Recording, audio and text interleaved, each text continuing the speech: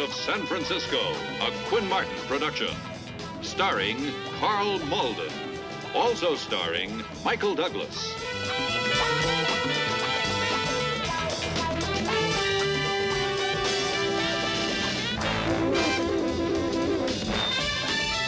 With guest stars Richard Egan, Charles Aidman, Mitchell Ryan, Jonathan Lippy.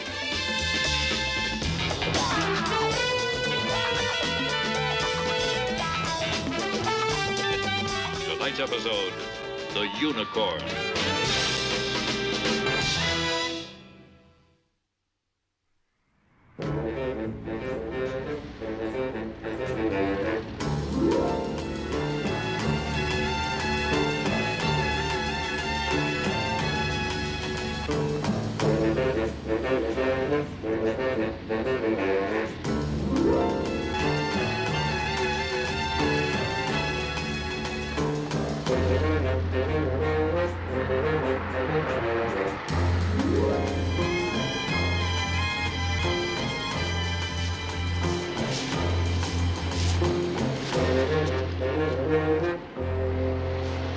Morning, Father. You some help? Well, Harry here. Well, Harry shipped him in, you might say. His missus finally presented him with his son. Here. Join with Harry and be glad. Thank you. I'll take him home. Okay, take care, Father. Come on, Harry.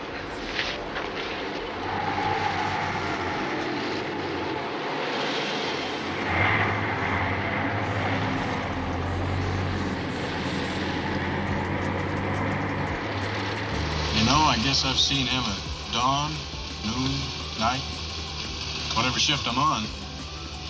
Nah, he keeps going anyway. Well, he'd say God. I say maybe. Now, he's some kind of hombre in his own right. You heard he used to ride the main line, didn't you? You putting me on junk? Yeah, the way I heard it, he was in the Merchant Marine when he was a kid down around Burma, you know, where he can get the stuff easy. Mm-hmm. He got hooked, almost cashed out. I wonder how he kicked it. Oh, he toughed it out in some rat hole with a Catholic priest. You want to get him to tell you the story sometime. He's had a life and a half. Hey, there's a Java truck. I wonder what it's doing here. No business around this time of morning. There's us.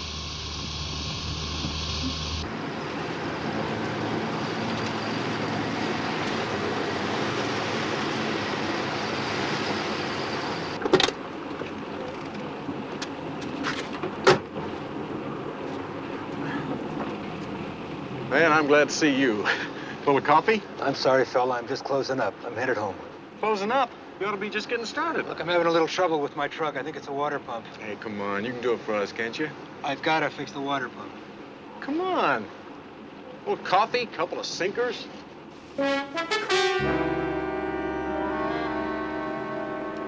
where's all the food? What's going on?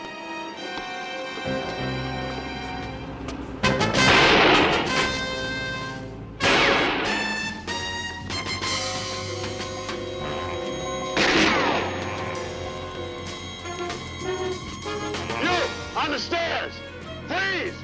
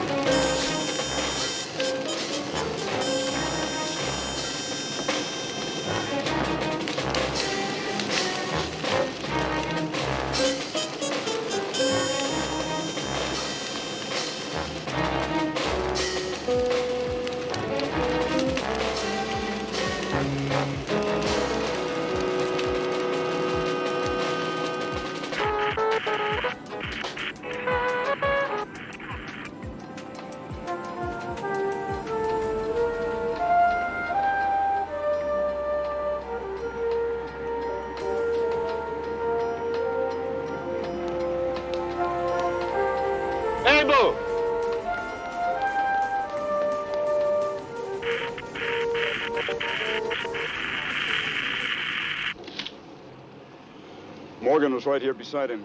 Hospital says he's still unconscious.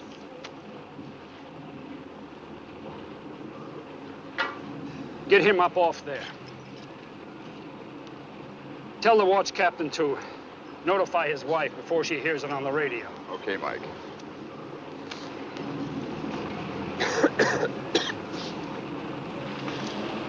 Guy's just about cremated. It's gonna take a while to make an ID.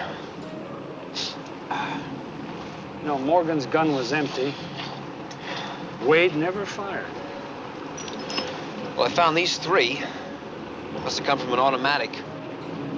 I don't think he'd take the time to stop and reload a revolver. Gun's not here? Couldn't find it, no. If these were here, then somebody was shooting. And it makes him more than just a driver of a catering truck. Was. The inside had already been gutted. Like someone was hauling something else besides food. Cargo ripoff? Cargo hatch was open. More than one man. Could have been. Morgan and Wade surprised them. What set the truck off? Gas tank took a hit. Let me show you.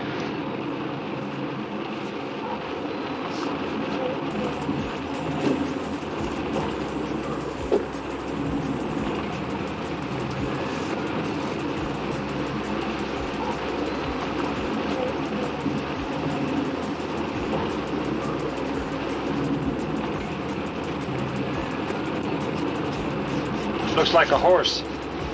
No, it's what do you call it? It's a unicorn. Unicorn, that's it. What do you know about unicorns, buddy boy? Unicorn. Singular. Not more than one. Used a lot in ancient myths. There's only one way to catch it. How's that? When it lays its head in the lap of a virgin. Well, now, you would know that. Information like that's going to get you right to the top, buddy boy. You know, it looks as though this was bolted to something. Morgan's regained consciousness. He wants to talk to you, Mike. Oh, thanks. Run down the engine numbers on that truck, will you? Find out who it belongs to. Right. Steve, check the docks. Find out what that freighter was hauling. Right. Oh, and listen. Find out what companies use a unicorn as a logo. Yeah. I'm going to the hospital. Wade reached in for a Danish, and he saw something in there. I don't know what. And the other guy came off the ship with a crate. The whole thing blew apart after that. Wade never stood a chance. He got it point blank. Don't hold me to the sequence, but somewhere in there I must have hit the gas tank, because the truck caught fire and the guy with the gun fell behind it. Well, what about this other fellow, the guy with the crate? I think I tagged him about dead center. You couldn't recognize either one of them? I know the truck, though. It's on the docks every day. Only the 2 guys don't belong to it. Who does? Name's Logan, I think. Passed out coffee makes change. Been doing it for years. Well, was there anybody else around?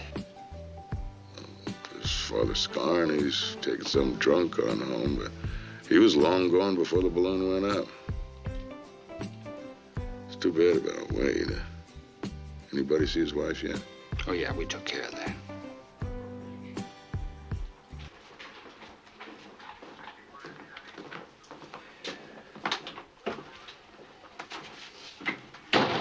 Came off the dead man.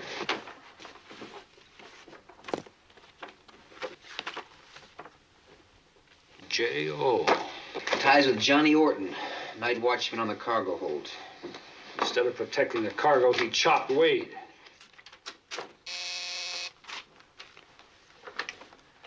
Stone. Oh, yeah. Let me have it.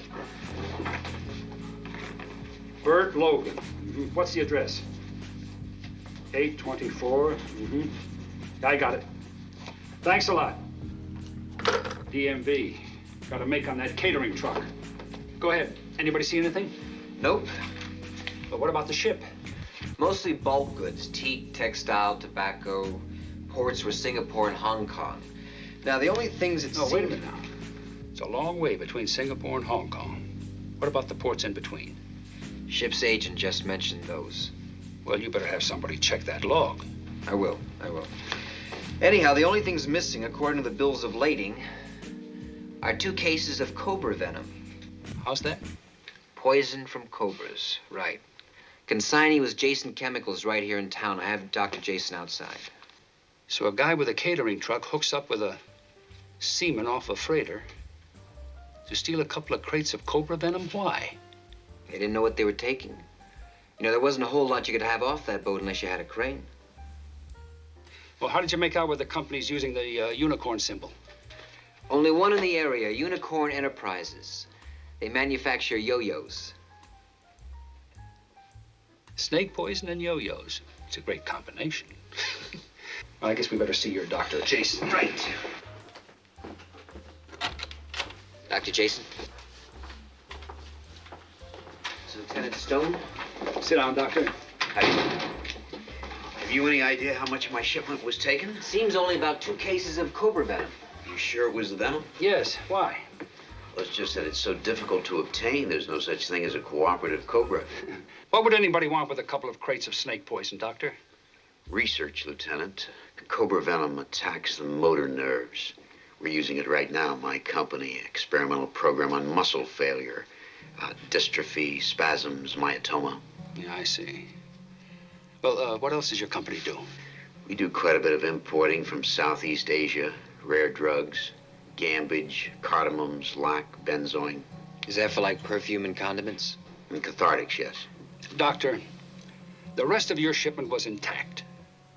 What I don't understand is why would anyone walk off with just a couple of crates of cobra venom? It's beyond me, gentlemen. It has no other value outside my field, and my competitors wouldn't have to steal it. Well, do you happen to know how much it's worth on the open market? There is no open market. Just to make sure we're talking about the same missing crates, how were they packaged? 2 small mahogany boxes. Were there any identifying marks? Well, my supplier in Hong Kong likes to think that his snakes represent a contradiction, that their poison is a kind of victory over disease, creatures of healing instead of death. That's it. That was it. He used the old alchemist symbol of health and resurrection.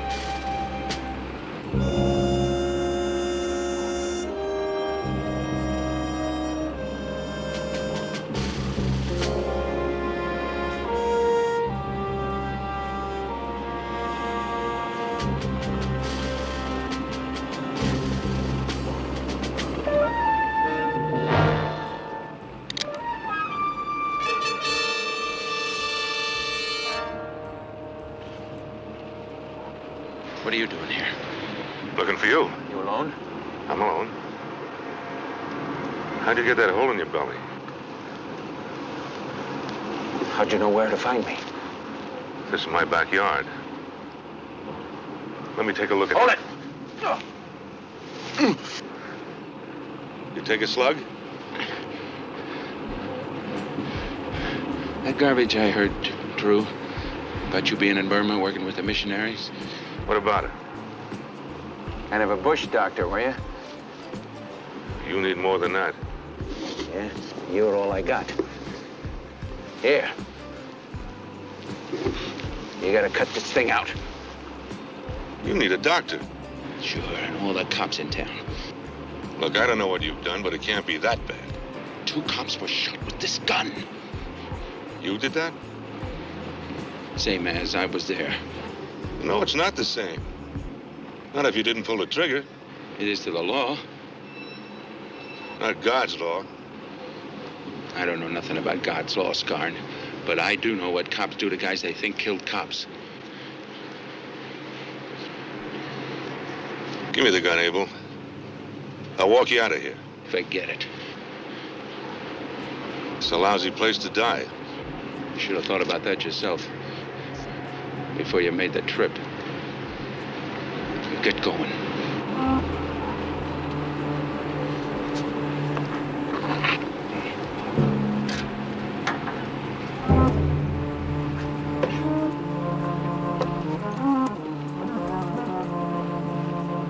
How badly was Abel hurt? We don't know, Mrs. Logan. He's been building it. You know that. All his life, your brother's been asking for something like this. When they find him, the first thing, you'll help him, won't you? Mm-hmm. He could have come in with me. I've always told you that, didn't I? About that truck. How did your brother-in-law happen to have it? Water pump. Been acting up lately, and Abel told me that he was a hot mechanic. Let him have the truck for a couple of hours, and he'd fix it, he said. What time was that? 6, maybe. We were getting ready to eat supper. Do you know where your brother is? No. There's a lot of good in Abel. Please believe that. Mrs. Logan, we're going to put out an all-points bulletin on your brother. If you see him or hear from him, you tell him it would be better for him if he turned himself in.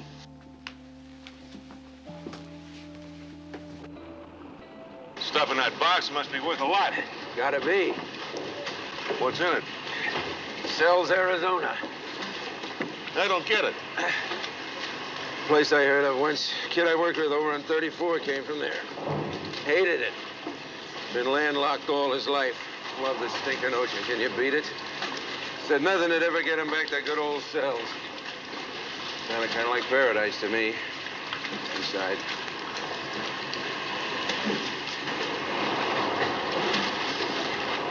Hot and dry. Handful of people. Lots of space. Yeah. Doc orders got this baby set to be towed at 10 a.m. in the morning. I'll be stowed away down here when she makes San Diego. Me and my meal ticket. And then I hop a freight to Sells. Use the bread to open myself a little garage. It's big business in dirt bikes in the desert. Buggies, too. Somebody's got to be around to fix them up when they break, right? You don't know what's in it, do you? Well, I know it's worth $500 to some slick-suited dudes for me to cop it. I'm gonna keep it, sell it myself. It's gonna be worth 10, 20 times that much. That's all I need. Abel. No. Don't worry, this is one trip I'm gonna make. That's a good dream, Abel. Bad bet. Don't talk to me about dreams, okay? I heard the dreams you dish out to those losers over at your mission. Nothing matters now. It'll be better in heaven. Well, I want it now, and I'm gonna get it. I'm talking about that gut shot. Left side, below the ribs. That tears up the liver, spleen, pancreas. Without a doctor, you got about 8 or 10 hours before you bleed to death, or peritonitis sets in. I thought you knew more than you let on. You gonna use that knife? No. I can't help you with a rusty jackknife. But I can help you with the police. Oh, sure. You get a merit badge for life-saving. Gold star from God, right? I can tell him you're not a killer. You had a chance to kill me and you didn't. And don't throw the Lord's name at me. You're one of his children, whether you like it or not. Hey.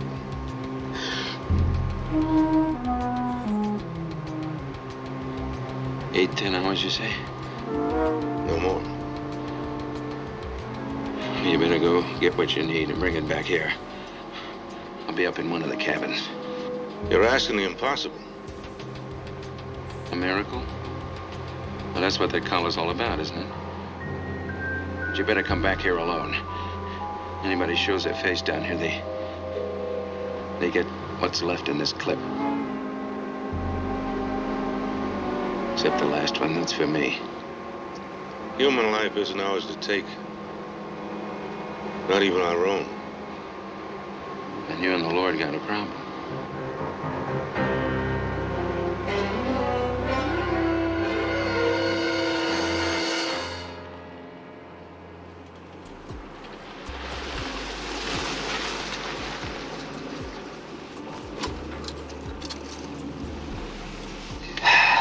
A lot of territory on the docks. Yeah. Here. Thanks. You're wounded. You can't go and see your sister because your brother-in-law hates your guts. You know the docks because you've been here all your life. It's like home to you. Where do you go when you're hurt? Far enough so they can't hurt you anymore. Maybe. Let's try India Basin. We've been there already. It was all locked up. Well, let's check it again. If you could find a way in, it's a good place to hide. So is a boat to Shanghai. That's out of our jurisdiction.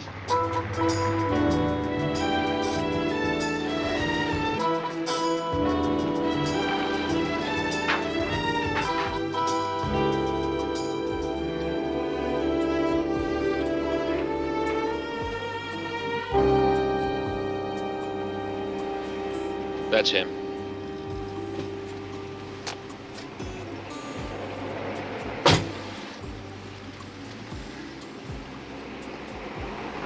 It's mobile unit XK14847. I want to make a local call. Number is 824-7996.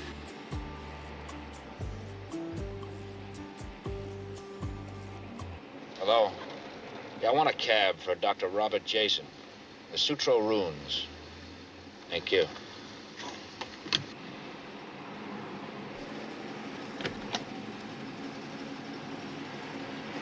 Get in.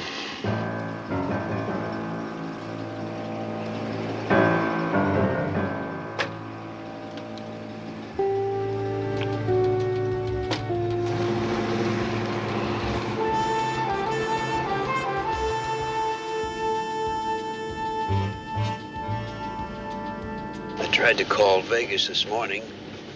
Nobody would talk with me. You talked to the police? I had to. They called me down. I had to turn in a report, verify what was missing.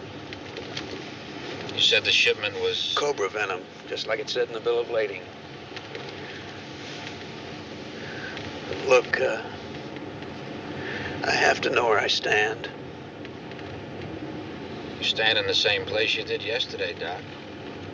You owe my people a shade under $250,000.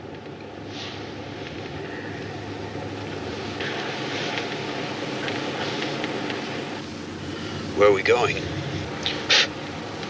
What else did the police know? Nothing. I didn't tell them anything. What'd they find out on the docks?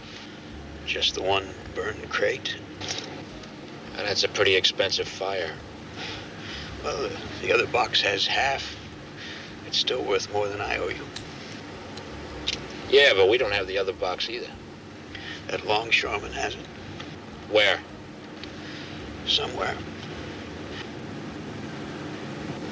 Where are we going? Now look, I did my part. I told you when the shipment was coming in. You hired that man and the other man on the boat. If they failed, it's your responsibility, not mine. Doc, how are you gonna get that box back? Get it back? I can't get it back. Well, yes, well, maybe. If I stayed close to the police, they saw your man run. They thought he was wounded. Wounded? Yes. How badly? Well, I don't know. They don't know. He could be dead. That box Could be at the bottom of the bay. No. They think he's somewhere around the docks. And if I stayed close to them, I could know what they're doing and where they're looking, and then I could let you know.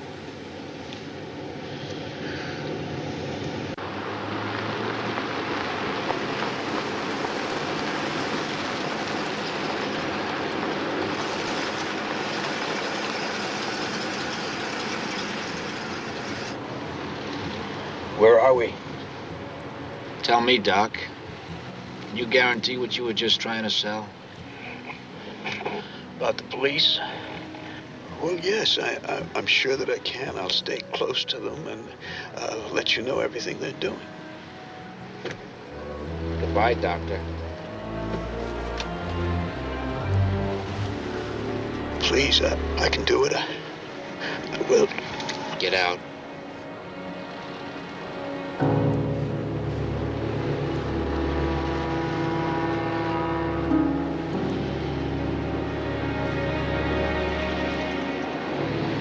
Please. Please.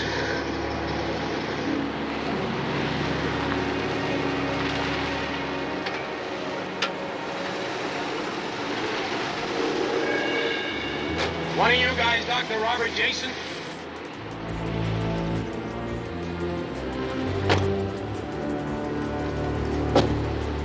You know how to reach me, Doctor.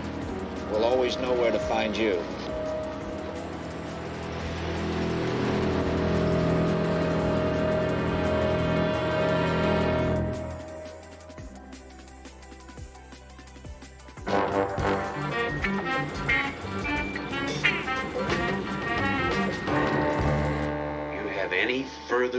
Yet? No, not a one, Doctor. Are you sure you're giving all the men you can to the job, Lieutenant? Doctor. Our research is at a critical point now. Doctor. Doctor. A first-rate young cop, Frank Wade, was killed. And we are going to find the guy who did it. You know what's still bothering us more than anything else, Doctor? How anyone went directly to those 2 crates out of all the cargo on that ship. You have any reason for that? No, not yet. I've heard that there's a lot of pilferage on the docks these days. Doctor, did anybody else know about that shipment besides you? Well, my supplier, the bonding company, shipping agents, secretaries, dozens of people. Could you give us a list of those names? Certainly. Thank you. Father, come in.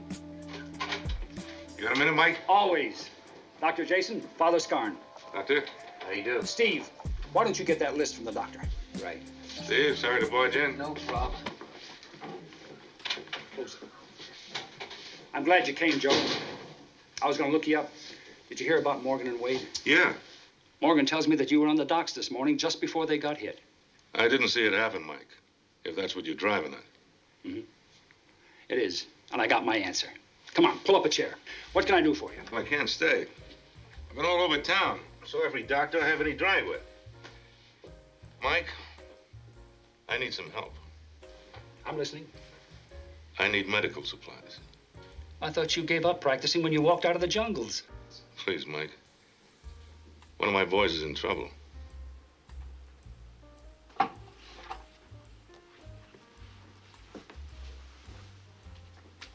You're talking about Abel Hoffman. Yeah. He's hurt bad, Mike. He needs more than I can give him. But I can't get him out, and he won't let a doctor in. I'm just asking for a chance to save his life. Where is he? Oh, no, Mike.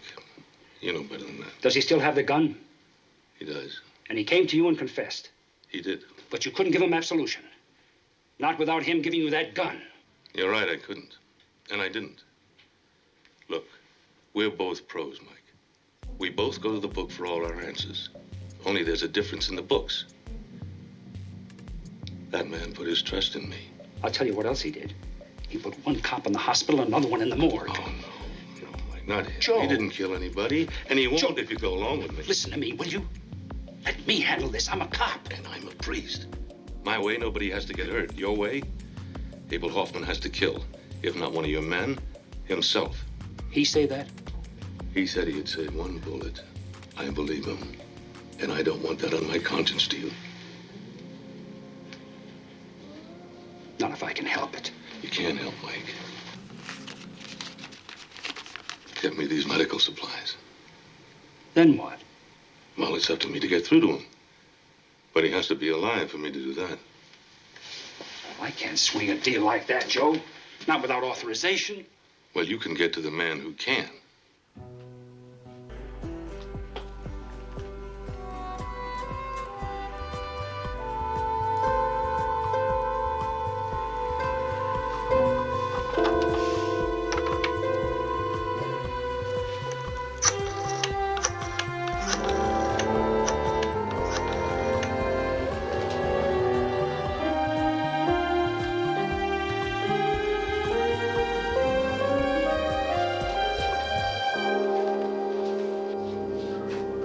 Steve, follow him. What's going on? He found Hoffman. Nobody moves in, not even you. I just want to know where he is. Right. Goodbye, Doctor.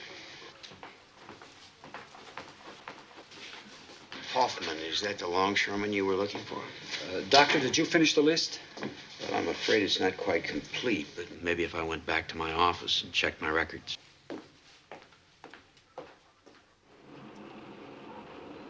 In about 10 seconds, he'll be coming down that dock. I don't want him to follow me, Harry. He won't, Father.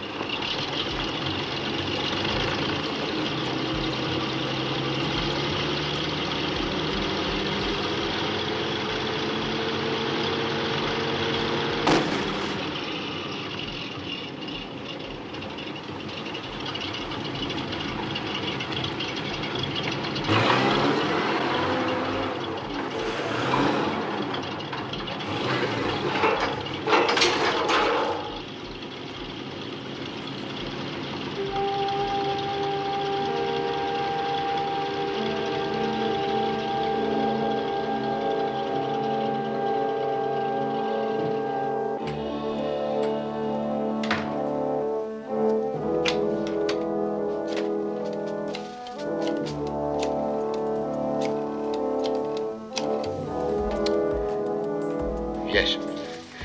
This is Dr. Jason. I've got what you need.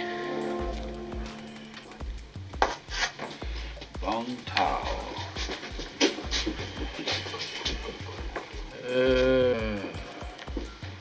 Bong Tao. Mike. What are you doing here? Well, you know that old expression, they take care of their own? You lost him. He had a little help from his friends, believe me. Okay, where was the last place you saw him? Pier 31. The busiest pier on the docks. I know. Well, he must have known somebody was following him. Want some coffee? No, I don't want any coffee. Well, he set you up, buddy boy. He must have doubled back somewhere else. Looks that way, yep. What do you want to do now? We keep the faith until he comes here for his supplies. Here, take a look. The log from that freighter. Ports of call between Hong Kong and Bangkok. These are heroin ports. How did you know? This area here, Burma, Thailand, Laos, they call it the Golden Triangle. 70% of the world's opium right there. Bring the raw stuff down to Saigon, Bangkok, some of these other ports, process some into morphine, ship some to Marseille in Europe, and the rest goes to Hong Kong for shipment to the U.S. Then you must know what was in those crates. Well, it sure ain't cobra venom.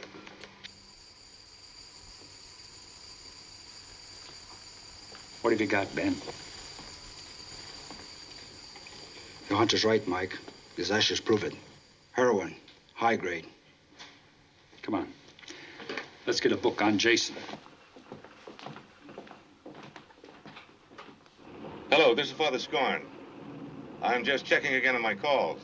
Did a Mike Stone phone in? Sure, I see. Nothing at all about medical supplies. No, thank you. I can't be reached for a while.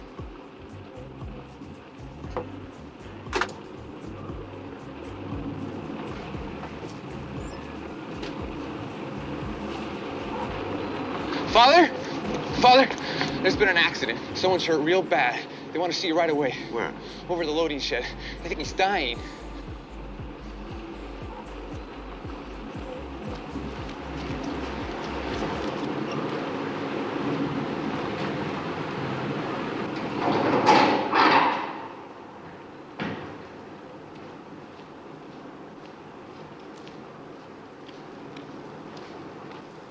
This is the right place, Father. You're just a little bit early. The accident hasn't happened yet.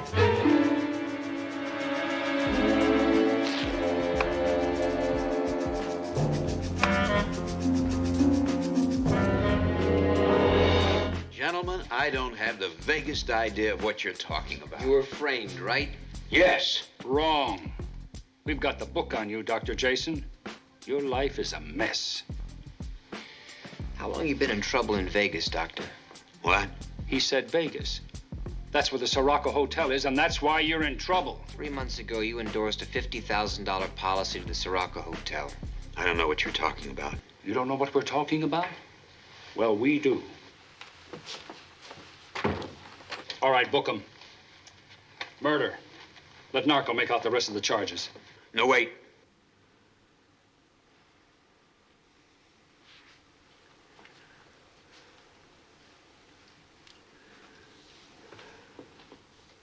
I didn't kill anyone. I didn't know anyone was to be killed. Who did it? I don't even know their names or what the arrangements were. Just steal it from my consignment when the freighter got into port. How much was in the 2 boxes? Maybe $500,000 worth. You owe them that much? A little over 200,000. It was crazy. I'm not even a serious gambler, but that night I kept losing at the tables. I couldn't quit, and I couldn't cover it. So they did some research, found your company imports chemicals from Asia, and made you an offer you couldn't refuse. It was either that or losing my company. Your passport shows that you spent some time in Bangkok about 6 weeks ago. Was that on a buying trip? That's right. They arranged all of it. When's the last time you talked to them? Just a little while ago, right after I left you. Well, what'd you tell them?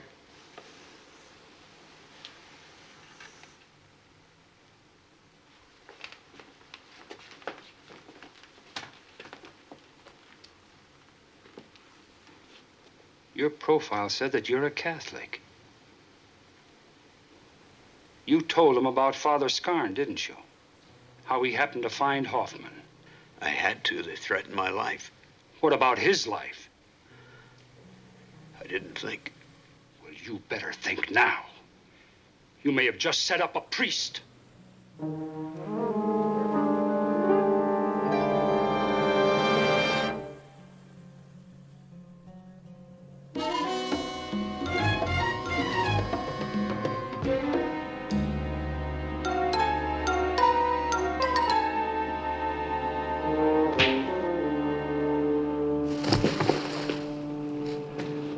That's enough.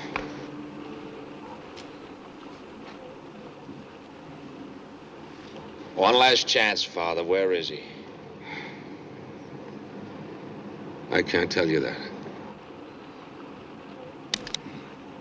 That's too bad, Father.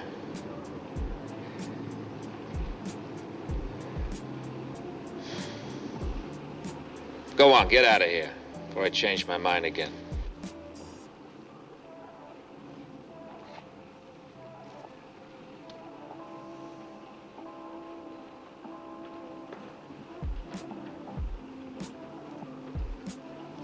What's the percentage in that? That priest ain't no good to nobody. A priest that's on a crusade, that's a valuable man. It's a man who should be watched.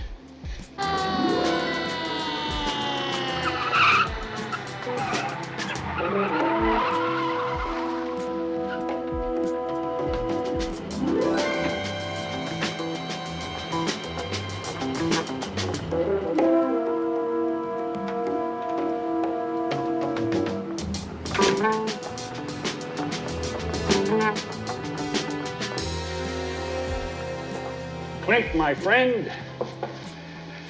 How did you make out? Well, we started digging as soon as I got your call, Lieutenant, but so far I haven't come up with very much for you. Narrowed down the possibilities some, maybe, but that's about it. I can show you here in the map. It covers the entire waterfront. Now, these crosses are the places we've cleared up, and the circles are all possibles. It's a good place for a man to lose himself.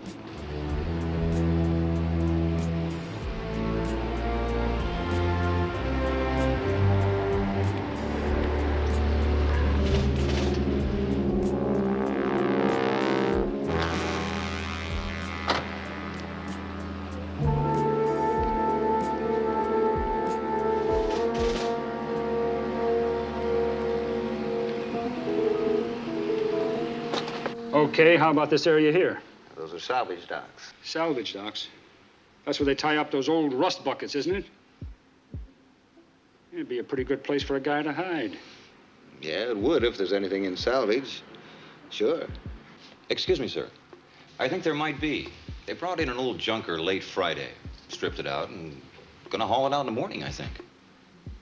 Where did you say Scarn gave you the slip? Pier 31, right here. 31.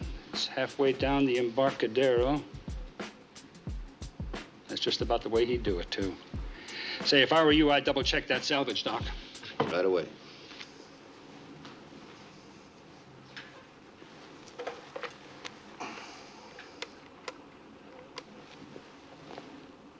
Yes, Port Commission. What do you got down there on 36?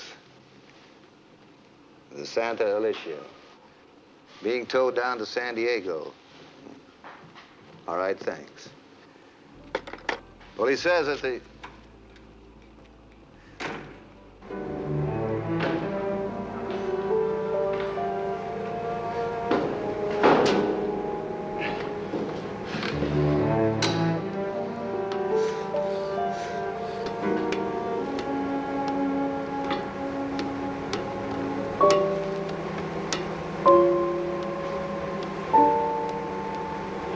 Padre, did you get the stuff you need? Not yet. What do you mean, not yet? Well, what happened to you? Abel, you gotta get out of here. Somebody worked you over, didn't they? Now, Abel. They're looking for you. Who? The men who hired you. They did that to you? Turn collar? That's pretty heavy. Yeah, they want what's in this box pretty bad. Maybe it's worth more than I thought it was. It is. You know what it is? There's only one thing it could be. They'd go after this way. A boat from Asia, a box that size. Junk.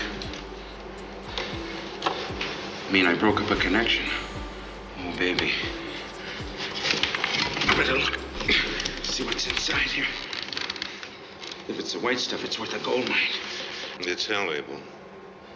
Pure hell to anybody who has anything to do with it. Leave it here.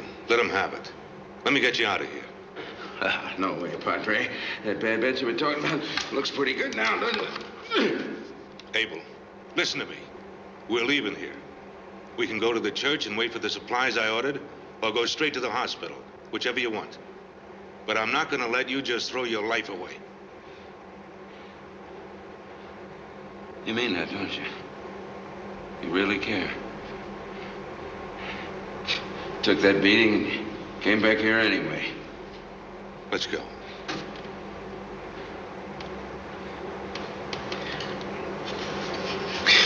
Hey, out of your skull, Padre, you know that? You're really out of your skull. Leave the crate here. I do that, I'm as crazy as you are. Crazier. At least I know why I'm doing this now. It's not just hoping it's one thing or another.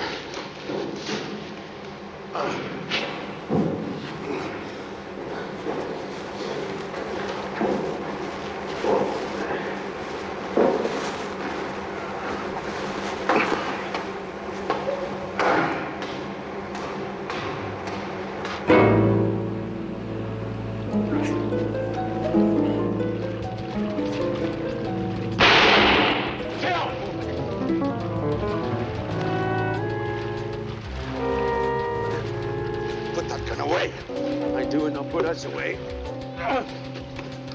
Give me the box. Why? If I let him see me with it, you can get away. You would do that, wouldn't you? Give it to me. Sure.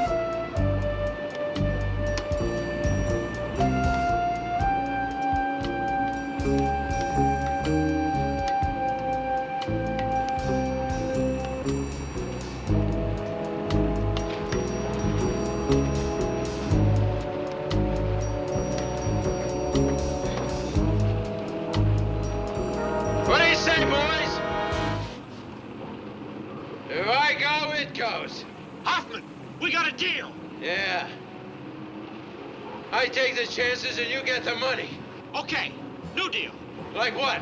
You give us the stuff, we'll get you out of the country. Sure, on a slab. Hey, this place is lousy with cops. You want to get out of here alive? You forget, I got the insurance. I got...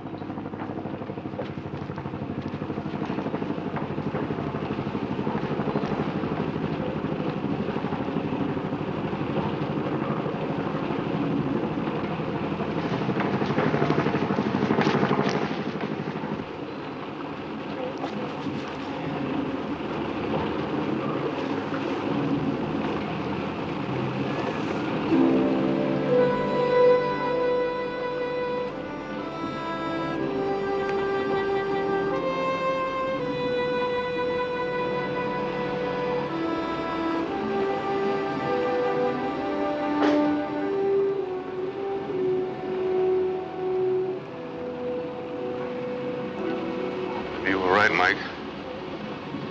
Then we should have played it your way.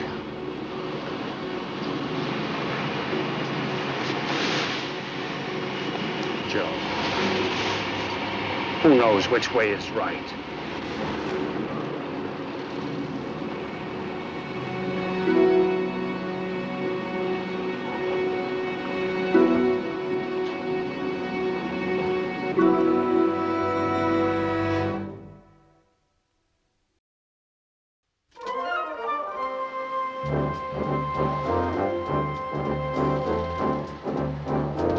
Look at him. Oh, one heck of a guy.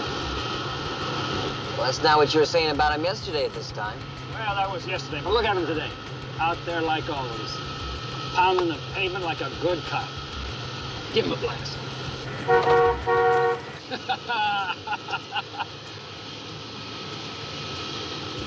Oh, one heck of a guy.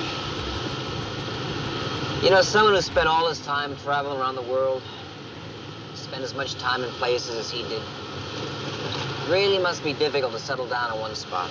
Why is that? I don't know. Maybe it's because I've never done it. But I see those big steamers out there, you know, and I just start thinking about places like Tahiti, Fiji, Bora Bora. Well, don't you ever do that? No, not anymore.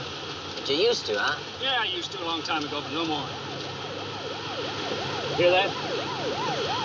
They don't have that sound in Bora Bora. All units in the Embarcadero area. 211 in progress at corner of California and Battery. Please respond. Move it. Inspectors 8-1, responding.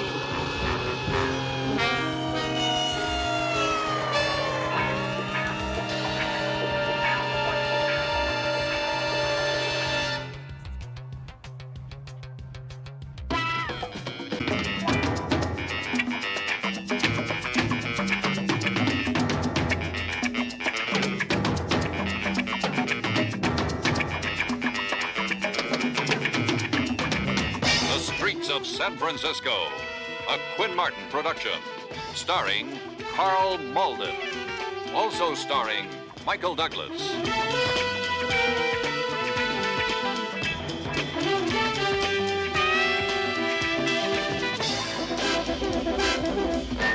With guest stars A. Martinez, Lloyd Batista, Rafael Campos, Malachi Throne.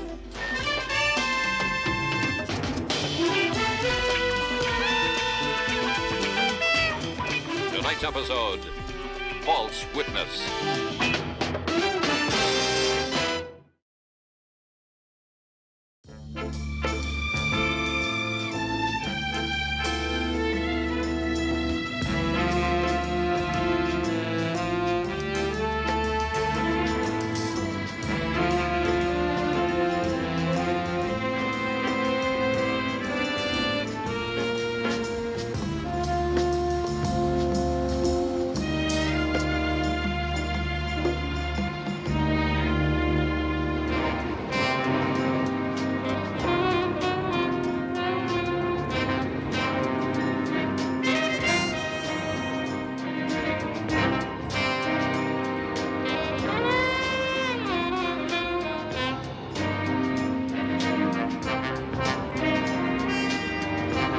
Tag him?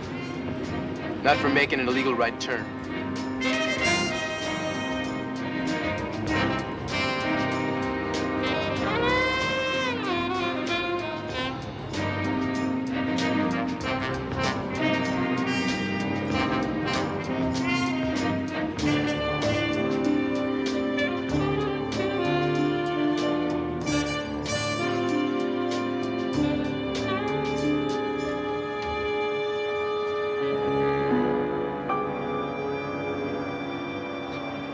Is that Chico? Yeah.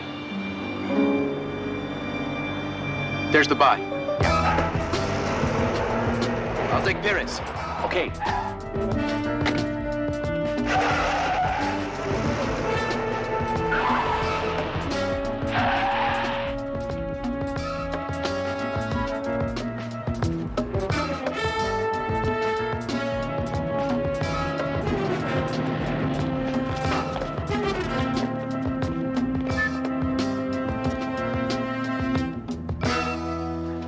Making a big mistake, kid. I don't think so, my friend.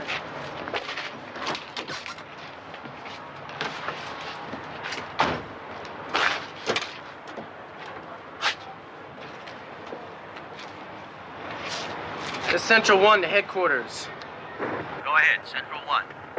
Yeah, I got a 904 code 3 at 595 Shipley.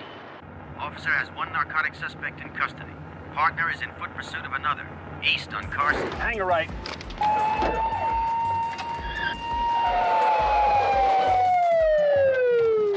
Stop! Right there. Oh, man! So you just cool it and turn around. Hey, man, I'm a jogger. You on Central 1? Yes, sir. Officer Bryce. Are you Jimmy Vega's partner? That's right. Okay, where is it? I'm a jogger, man. I'm not holding. His name is Chico. He's got a list as long as his arm.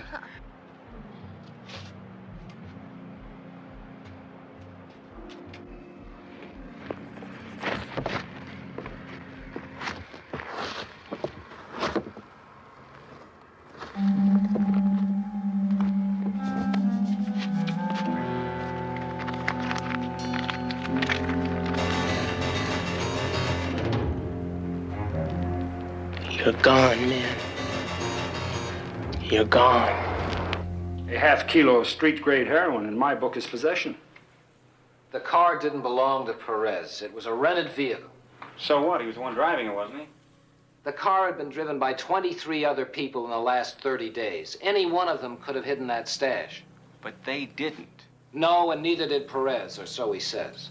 What does the DA say? He said to let him go, so I did. What about the other guy? Same thing. You didn't bring anything in with him, did you? I'm telling you there was a buy. Tell it to your lawyer when you get sued for false arrest. He'll get hysterical. Then he'll tell you to take out a second mortgage so you can pay the judgment. But I saw it. Hey, Jimmy, easy.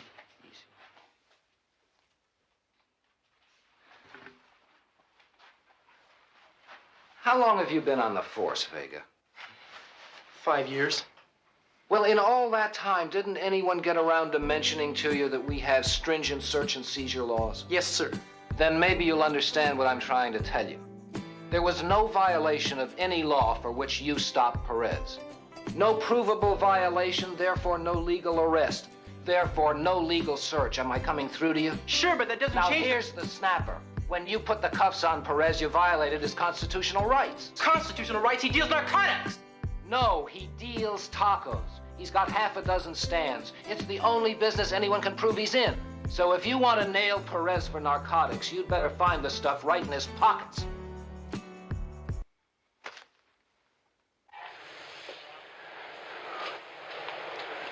Look, Jerry's okay. He can't try a case without evidence.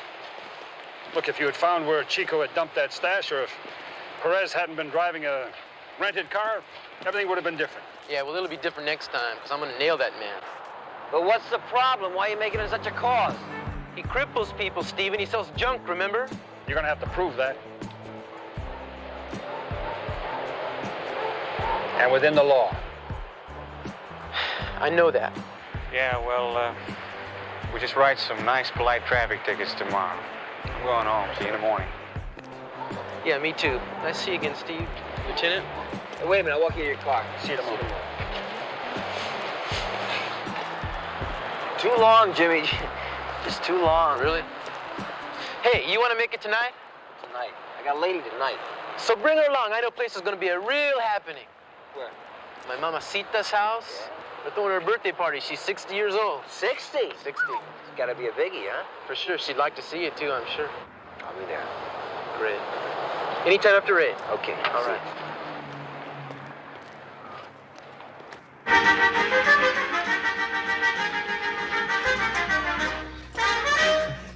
Señores, ni una nota más hasta que no se tomen un tequila. You still play pretty good, Papa. Thank you. Mira, Mama. How beautiful. Who are they for? The card says they're for the birthday girl. Any girl here having a birthday besides Mama? They must be for you. Well, let's see who they are from, huh? Oh, how pretty. Happy birthday, Mama. Much love, Steve. I don't know what else to get you, Mama. Oh, thank you, Steve. I love them. I love them. Thank you. Thank you so much. Jimmy, teléfono. Ramon, help me find something to put these in, huh? Hello, who's this? This is Chico. Chico? I want to talk to you, Jimmy, okay? What about? Perez. You want him bad, right? What's a hustle, Chico? Hey, compadre. This is me, Chico. We go back a long time, man. Like, I mean, you can trust me. You're a junkie, Chico. I don't trust junkies. What about Ernie Silvera, man? He used to turn out, right? And you used to trust him, right? Well, man, we're no different.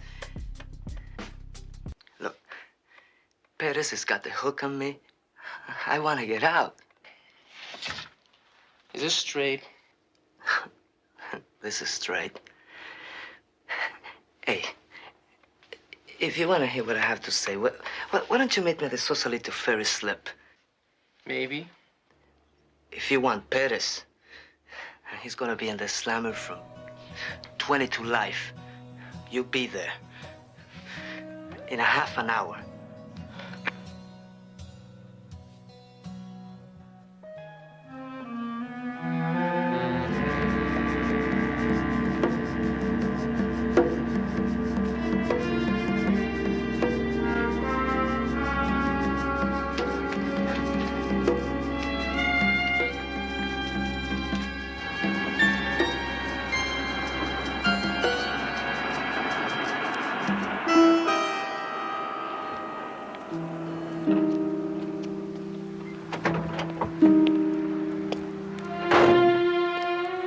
Hey, Jimmy.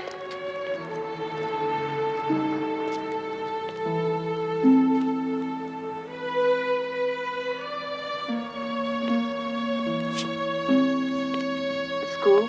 Yeah? So what's up, Chico?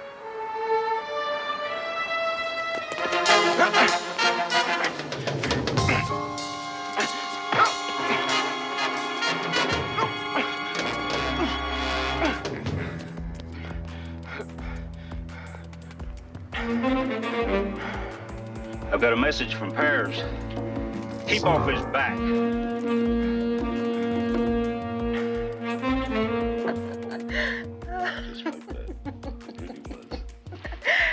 And you got her all? She didn't even have to go to jail? Not one day. Oh, you must be some kind of genius, honey. Isn't he, Dorothy? A real abogado. Hey. You haven't had to spend any time behind bars since I've been your lawyer, have you, baby? Why would anyone want to send me to jail? How could I possibly offend this righteous society? Me?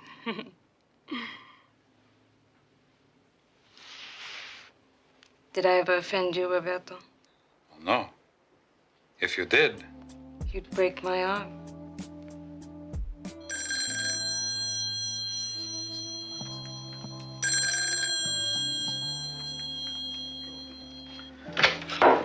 Hello. This is he. I'll get you, Pears. I'm gonna nail you. Who is this? I'm gonna break you. Who is this? Jimmy Vega, mister. You hear me good. One way or another, you are finished.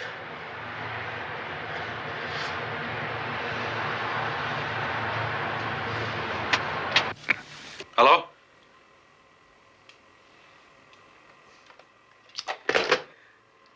That dumb cop just threatened me, Counselor. And it's all on the tape.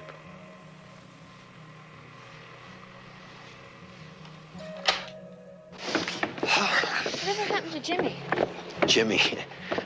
Cops, they appear, someone blows a whistle, they disappear. Any whistles at your place? Definitely not.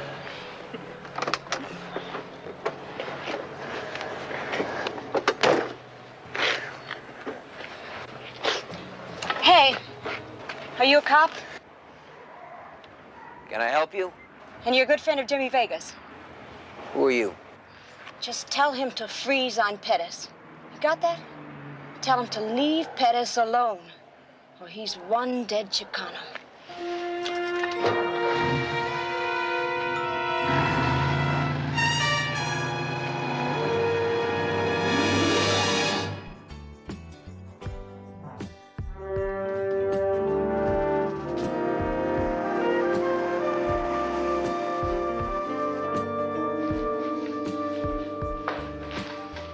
Morning, Steve. How you doing, Mike? Did you get the coroner's report on that guy who went off the bridge? No, not yet. What is it, you got something more interesting? Looking over Jimmy Vega's files. How come? Just curious. Curious. Since when did you roll out of bed at 6 a.m. for anything but to satisfy your stomach? Since I started getting late-night messages from a lady telling me a friend of mine's gonna get killed if he doesn't lay off a certain Mr. Perez. Did you pass the word? Yeah, I called Jimmy this morning. He didn't take it too seriously, though. Sounds kind of serious to me. That's what I thought, so I was going through here trying to find out why they're so hot at each other. Did you find anything? Nothing yet, nope. Well, here's a pretty heavy narcotics bust. Yeah, but that was over a year ago. It didn't involve Perez. How long have you known Vega? About 5 years. Went to the academy together. Oh, yeah, I see that. 1969, huh? Yeah, you barely went through together. Looks like he must have been the low man on the totem pole with these marks. How did he get through? Hard work. A little help from his roommate. You? Yeah. But he helped me, too. He gave me such a background on the streets, I couldn't get anywhere. Dropped out of high school. He's got a high IQ. What was his problem? He went into the Navy. His father got sick. He needed to make money for the family, so he got his high school diploma there. Well, what took him to the academy? The barrio. You come from there, man, you want to clean things up. It meant a lot for him to be a cop. It meant a lot for his family, too. So he presses. He keeps on pressing. Maybe a little too hard like he did yesterday. It's possible. You know, everybody's not cut out for this job. Maybe you made a mistake by helping him. Well, that could be, but that doesn't explain why he and Perez are at each other's throats. No, it doesn't. So why don't you just ask one of them? Hey, why don't you just drop this Perez thing? It's personal. Yeah, I can see that. He the one worked you over? No. Had something to do with that girl, didn't it? What's her name? Dorothy?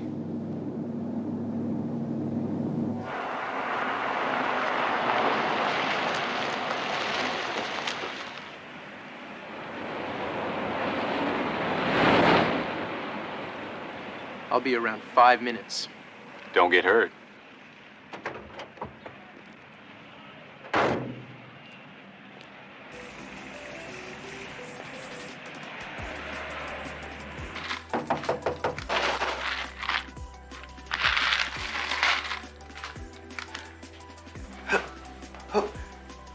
Who is it? Open up, Chico. I'm gonna put a hole where I think you're standing.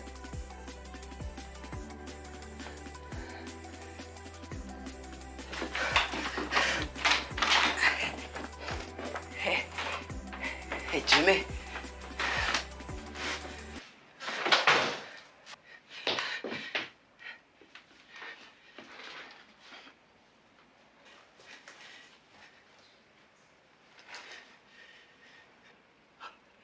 He made me do it. I swear, man. He put a gun in my eye, you know? Oh, man. Telling you, he made me do it. He said he was gonna kill me. Dorothy, too. He said he was gonna hurt her. He said he knew how you felt about her, man. He said he didn't want to hurt her, but that he had to get through to you somehow. I knew we were gonna work you over. But Dorothy, man. How is Dorothy? She's bad. How bad? Not as bad as Ernie, you know, but she's getting there. 100 a day. But she's a good hustler, and... Shut your mouth! Sure, Jimmy. Sure. Listen to me. I could zap you anytime. But that would only be one less junkie. And that's not really good enough. Comprende? You want Perez? That's right. I want him and you're gonna give him to me. Man, I can't... Listen. We both come off the same streets. You know, and I know. You could be walking along, the next thing about you, you're in that cold room with a tag around your toe. Maybe we can talk about it.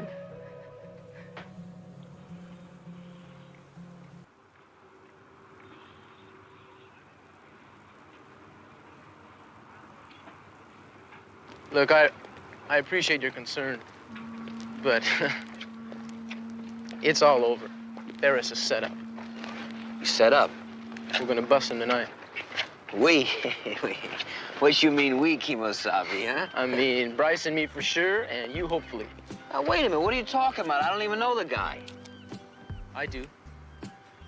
This is really personal, isn't it? Yeah, it's personal. So how close to home? Try knocking right next door.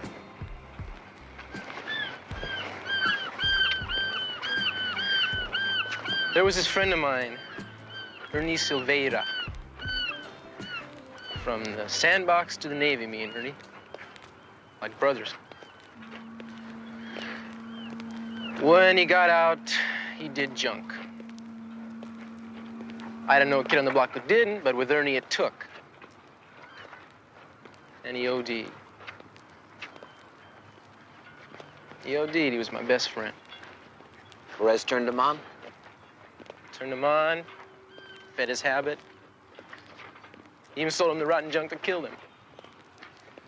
Well, look, that's that. But I've got Perez now. I've got him, and you gotta help me. Narcotics, Jim, it's not my department. please. Look, I want this one for myself. I don't want to give it to Narco. I want it for me. For Ernie, for every kid in the barrio he's strung out. I can do it. I know I can do it, but I need a little help. Your kind of help. It's gotta be legal. You get a warrant or you forget it.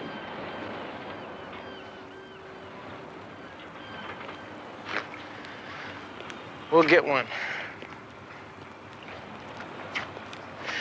You know that pretty good horn player, Tony Caro? Yeah. Yeah, well, he can't even blow middle C anymore. He's down to making deliveries. Mostly legit, but junk on the side. And he's delivering to Perez tonight.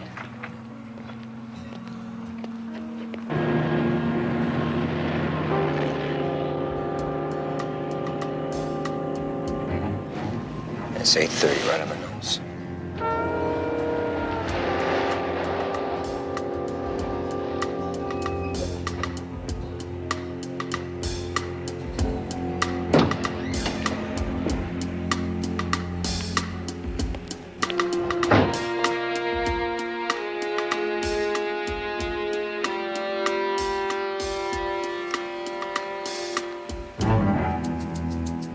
Let's go.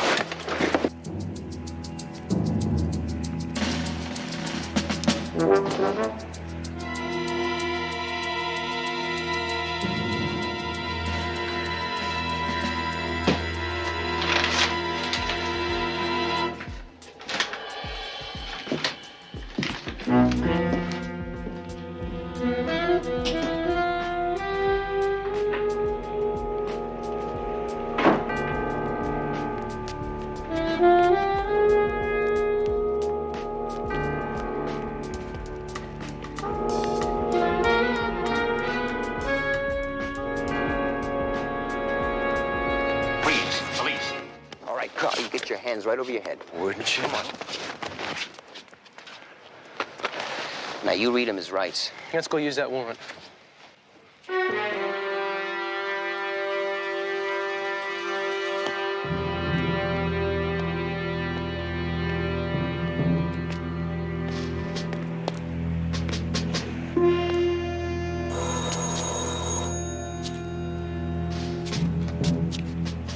Who is it? Open up! Just a minute!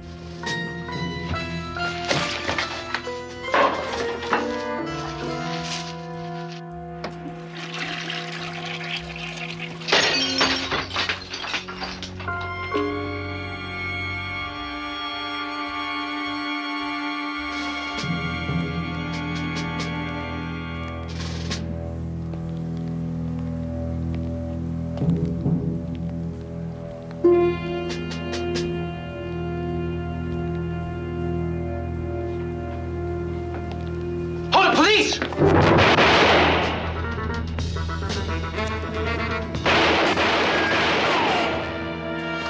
Hold it! Robin Perez. Robin! Hey, man, I'm hurt!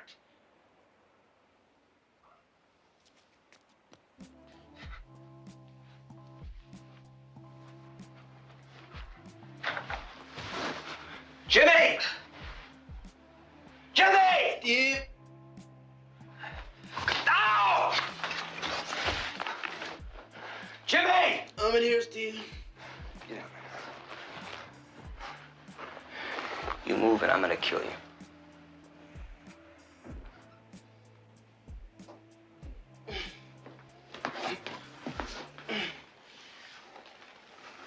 I'll get you some help. I think you hit the station or something.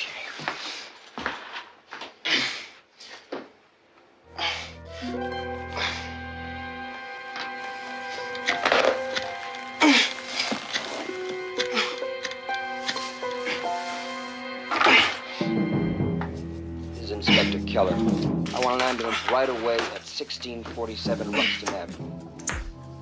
That's right, 1647.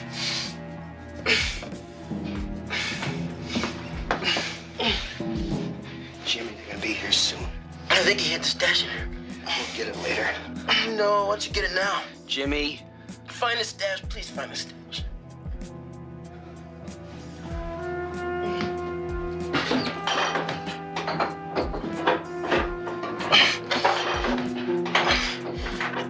Yes, dear. That's a package car running.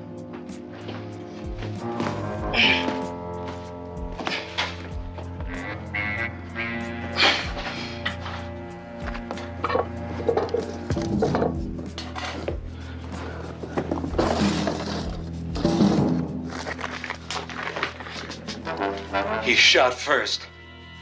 The man busted in and shot his gun. You can't book me for that. What about this?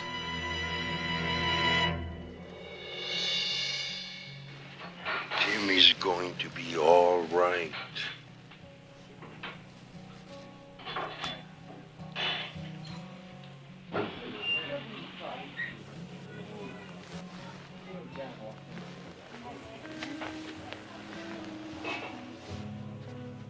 How is he?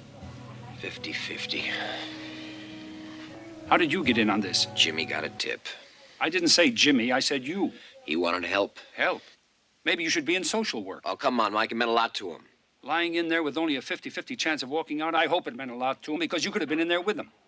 Maybe even worse. I'm all right. What about Perez? We booked him for possession. Finally. No, not finally. There's a wrinkle. He says the stuff was planted. No way. I found that stuff myself. Okay. So you proved yourself a hero. Now the only thing you have to do is prove to the jury that you're an honest one.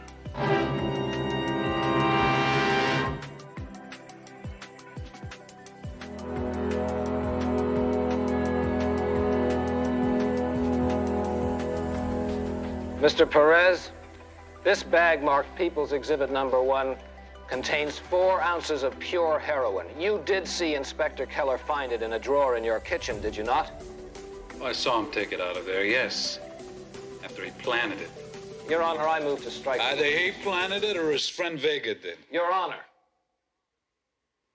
Did you see either of the officers put the narcotics in the drawer, Mr. Perez? No, but Vega's been hassling me for months. I mean, he'd do anything to get something on me. That's enough, Mr. Perez. Motion granted. The remark will be stricken from the record. And I order the jury to disregard the witness's last statement alleging illegal planting of evidence. Thank you, Your Honor. I have no further questions. Any redirect, Mr. Howard?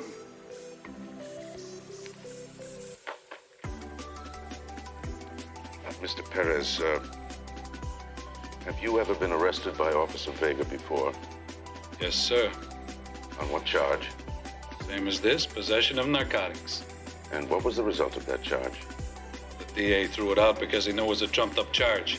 Your Honor, I object. This witness isn't stating the facts, Your Honor. And the one fact that seems to stick out is that the defendant is being framed by an officer of the law who thinks he can avoid a lawsuit for false arrest.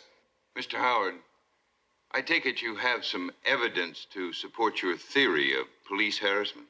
I do, Your Honor. Proceed. Mr. Perez, have you ever received a private phone call from Officer Vega? Yes, sir, in my home. I kept the tape in case he decided to keep hassling me. Is this the machine and the tape that was used? Yes, it is. Your Honor, I'd like to ask that any tape recording of a private conversation counsel intends to introduce should be properly verified for accuracy. If counsel wishes to have me sworn in, I can attest to its authenticity, Your Honor. I happened to be in the same room with the defendant at the time the recording was made. A threat like that, and 24 hours later, he breaks into the guy's home with a gun? We've got to consider the possibility that Vega did plant the heroin. Jerry, I was right there, and I'm telling you he didn't. Besides that was pure smack, right? Where's he gonna get that? I don't know. He bought it, stole it, whatever. Jerry, come on. I'm not saying he did. I'm saying it's a possibility. And it's also a possibility, no matter how good a friend he is, you're gonna wish you never knew Vega after Howard gets through with you. Now, what's that supposed to mean? He's already built up a case against Vega. Now he'll start working on you. Just who's on trial here, me or Perez? You are. Maybe even the whole force. Inspector Keller, the annals of the police force of every major city are replete with stories of officers who have laid down their lives for brother officers. But you know about that, don't you? Yes, I do. Would you do that? Would you lay down your life for a brother officer? Well, I don't think anybody can answer that kind of question. Well, let's take a specific officer now. James Vega. How long have you known him? About 5 years, I guess. You guess? You went through the police academy together, didn't you? That's right. You roomed together, you studied together, you graduated from the same class. You were even sworn in on the same day. Yes. And you've remained close friends. Fairly close, yeah. Now, if the circumstances were such that he were in trouble, how far would you go to save him? I mean, would you die for him?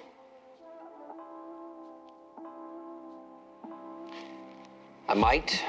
All right, let's take something far less dangerous. Would you lie for him?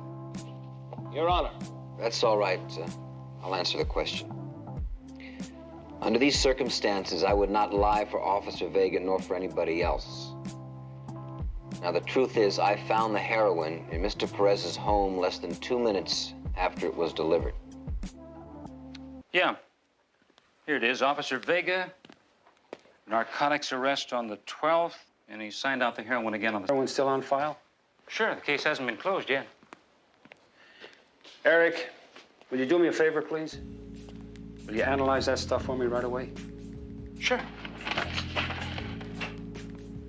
Inspector, when you left Officer Vega alone to call for an ambulance, how long were you out of the kitchen? Less than a minute. Time enough for Officer Vega to open a drawer and drop the heroin inside. Officer Vega was lying on the floor, seriously wounded. You're still saying he didn't do it? I do not think he did, no. And so we have your word for that. We also have your word and the word of Officer Vega through his deposition that you and he were alone in the kitchen, don't we? While Mr. Perez was in the living room. Look, I did not plant the evidence. What reason do I have? The very reason that took you to Mr. Perez's house, to make an arrest and to make it stick. No. The ends justify the means, don't they? You and your friend wanted Mr. Perez arrested, so you provided the means.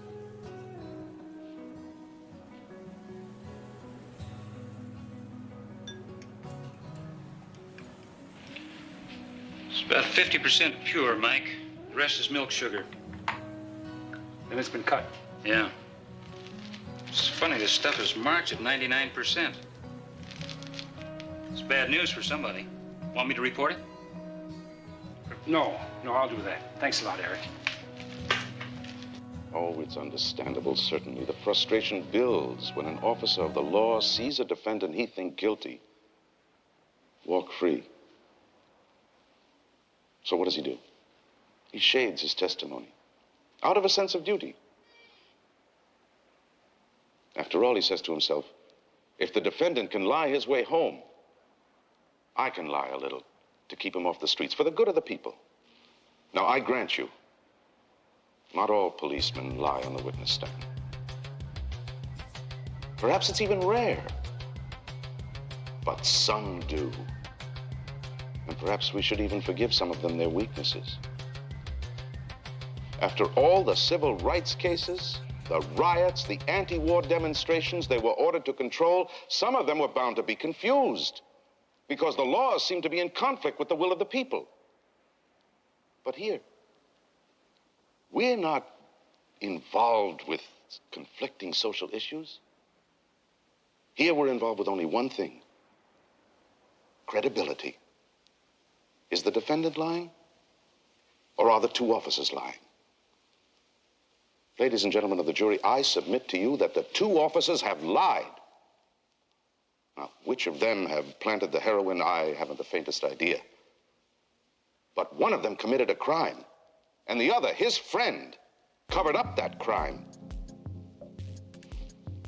And when an officer of the law breaks the law, he breeds contempt for the law, and can only deserve our contempt.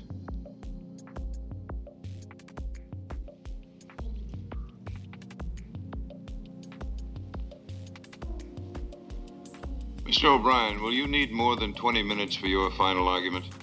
In light of counsel's charges, Your Honor, I'm afraid I will. Very well. Court is recessed until 3 o'clock.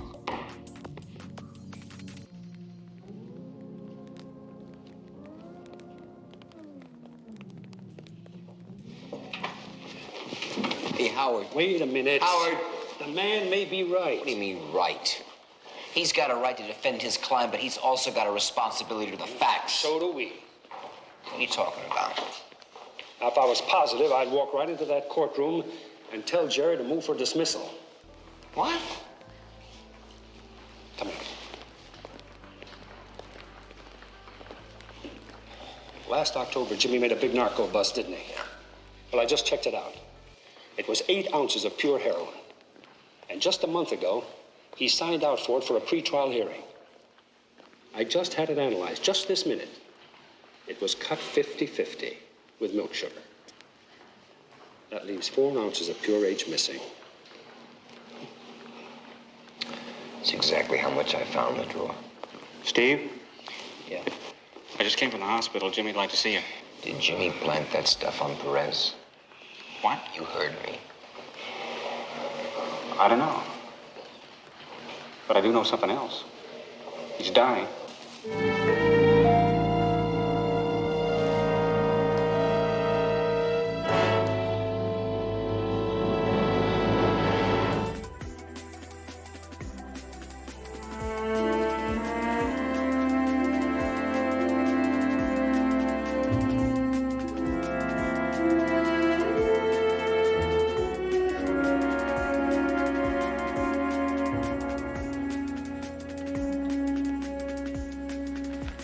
So, did we nail Perez?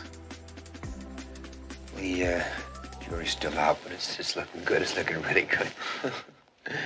You're a lousy liar. Lousy cop, too, from what I hear.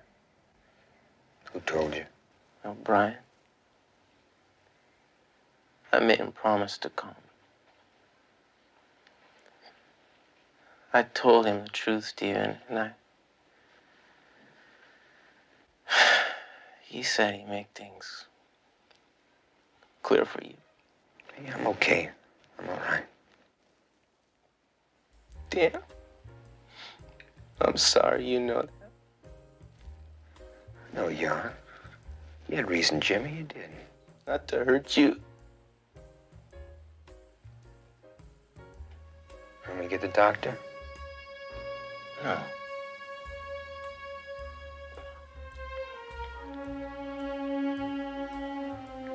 Just open the curtain.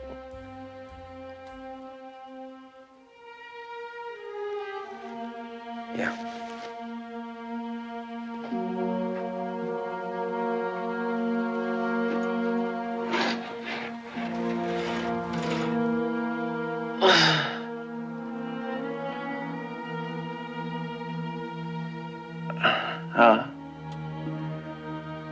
I was wondering just what it was with me. I never could seem to cut it somehow. And I tried. I really tried. No, you did, Jimmy. I know you did. But you know, it's like, I was talking to Mike the other day, and he said not everybody's cut out to be a cop. Just like not everybody's cut out to be a doctor or a lawyer or a farmer or whatever. Did I ever tell you what I thought I was going to be doing? Archaeology. Can you dig that? Yeah, I saw myself out in the desert and finding all these old ruins.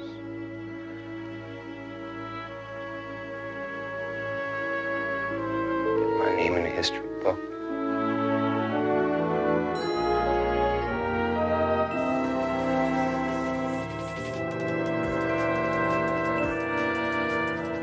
Jimmy.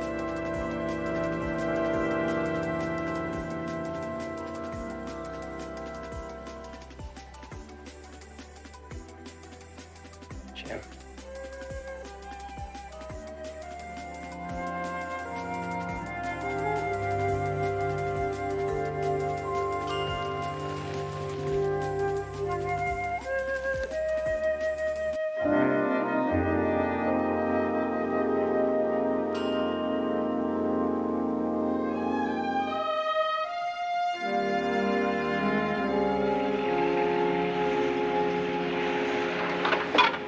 just wonder if it'll ever go away. What? The feeling Jimmy'd still be alive. I hadn't helped push him to the academy. You didn't kill him, Steve. Perez did. He set out to burn him, and that's just what he did. How do you know that? That girl Jimmy was so hung up on, she called me the night before. Told me to tell him that he was dead if he didn't back off Perez. Well, you got the same call. Yeah. And what was that girl's name? Dorothy. Dorothy Silvera. Silvera. That was the name of his buddy, Ernie Silvera. We had something going, Jim and me. When my brother was still alive. You never met my brother, did you? No. He OD'd. Dorothy, Jimmy was trying to put away the man that he blamed for killing your brother. Now, do you want to help me finish that job? Pettis. That's right. Man, you scare me. Well, you know, I think that your whole life must scare you. Sitting there, doing tricks to get a fix in your arm. How many times you gotten beaten up? How many times Perez got you screaming on the floor for a fix? And won't give you one until you take care of one of his friends with their kinky hang-ups. Now, you want to tell me that doesn't scare you? Hell, who gives a damn? Jimmy did. Another pop? It's getting to be some kind of monkey, baby. 1.5 habit a day. I know you're gonna be nice to me. You know how I know? Because I'm gonna lay something on you, something good. Yeah, what? This trick I had earlier is a big spender and a big buyer. Of what?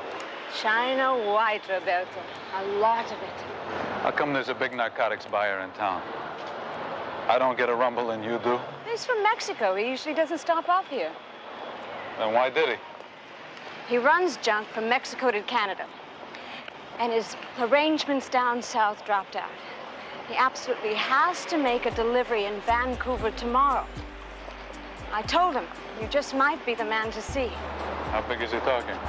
He mentioned $500,000. How does he know you? I guess I'm getting famous. One big spender to another.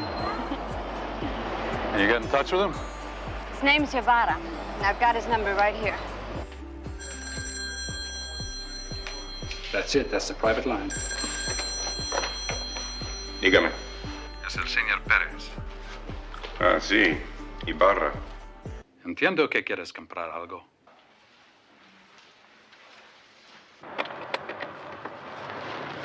Lots of backup, Lieutenant, right? I'm a choir member, a very valuable fella. Y Rodriguez. Yo me voy a hablar suave para usted me entiendes, eh? He's going to speak slowly so that I can translate. You get spielkas because I speak pure Castilian.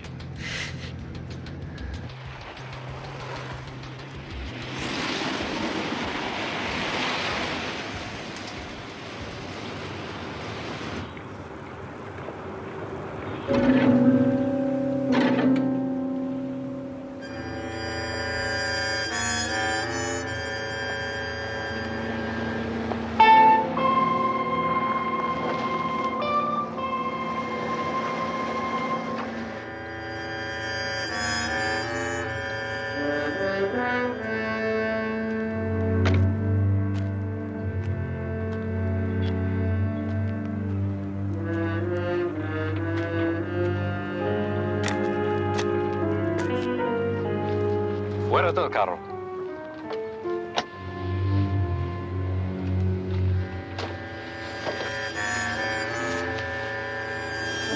Pues ahora podemos negociar, amigo.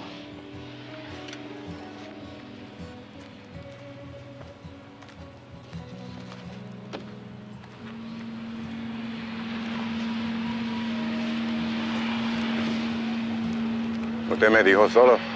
¿Quién son los otros? Amigos, no te apures. He's got company. How many? He didn't say. Bryce, can you see how many? I count 3.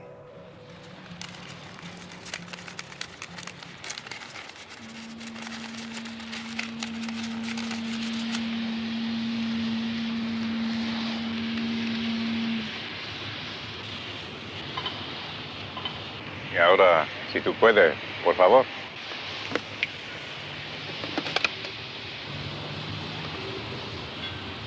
Says medio kilos de Tiger and Globe. Está bien. Si usted me permite, yo me pruebo, ¿eh? 6.5 kilos of smack, 80%. Let me know when it goes down. He's testing it now.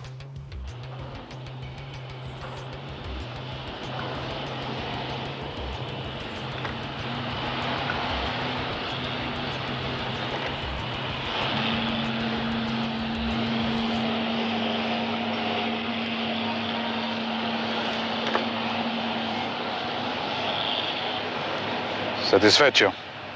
Sí, está bien.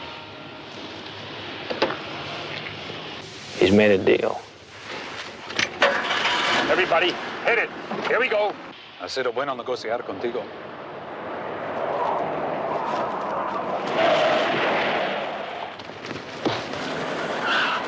Hold it! Police, freeze! Hold it! Get your hands up! Hold it right there! Hold it! Get on the ground! On the ground!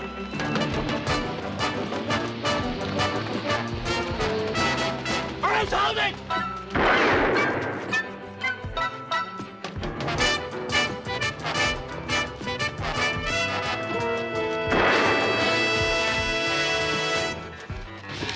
Perez.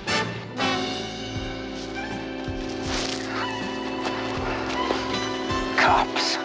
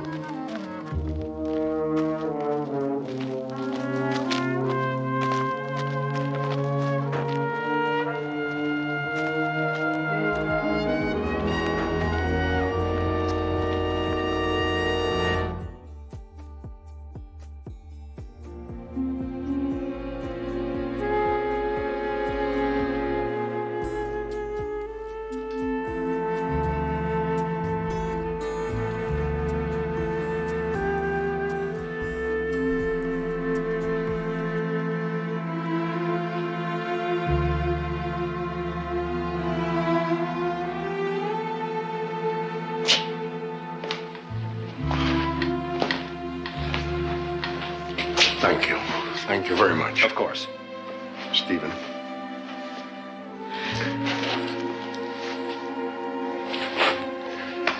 Come and see us. I will.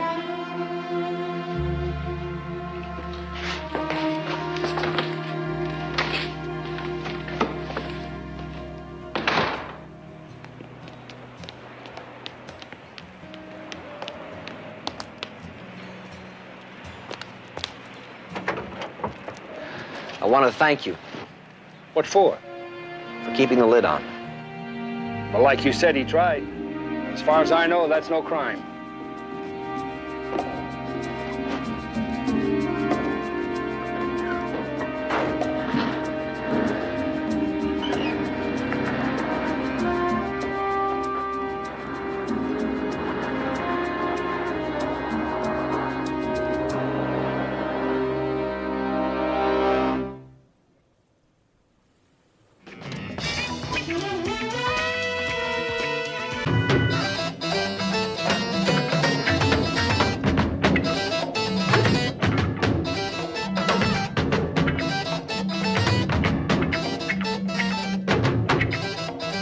The Streets of San Francisco, a Quinn Martin production.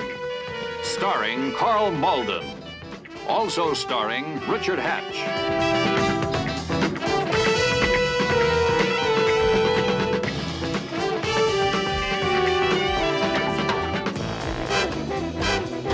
With guest stars Darlene Carr, John Lenn, Roy Poole, Jordan Rhodes, Frank Marth. Special guest star Mark Hamill.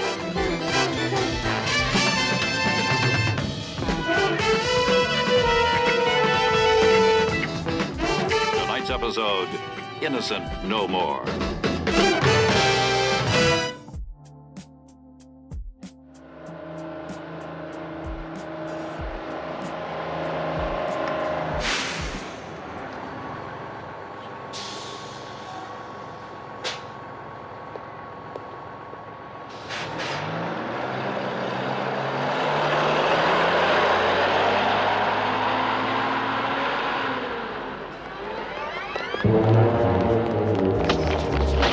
Hey, come on.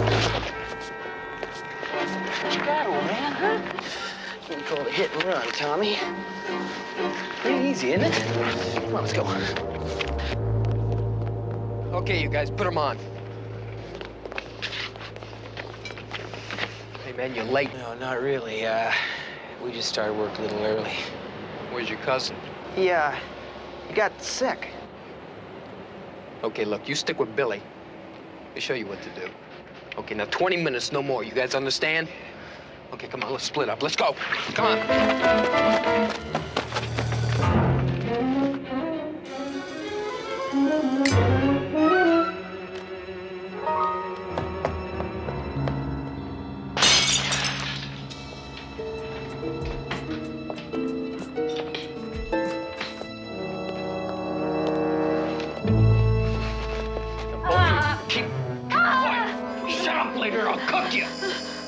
Shut up! Happy birthday to you. Happy birthday to you.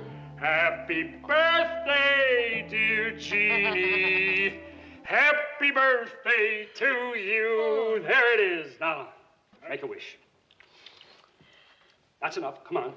Easy now. Easy now. I don't want the place to go on fire. That's it. You didn't have to use every candle in the house. Well, it's not my fault your age overwhelms my cake. Oh, it isn't, huh? No. Happy birthday, darling. Good to have you home. Oh, it's good to be home. So what do you want to do? Open up your presents or eat first? Do I have a choice? Nope. The specialty of the house is waiting, and I don't want it to dry out. So you open the wine, and I'll get it ready. Hey, what specialty are you making? Wait a minute, now. Don't get so nosy. Something really terrific. What was that? What? I thought I heard something. Never mind. Open the wine. Put on a record. Russian music. Oh. That's a hint. Oh.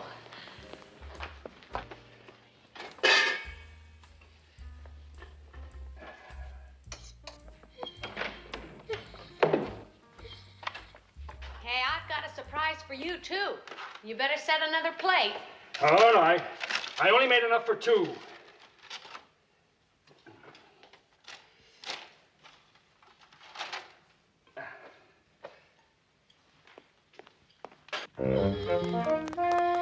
You come back here.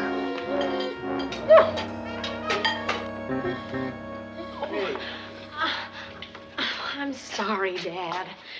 He got away from me. I had him hidden in the bedroom. I guess I should have fed him first, huh? Well, I guess he took care of that.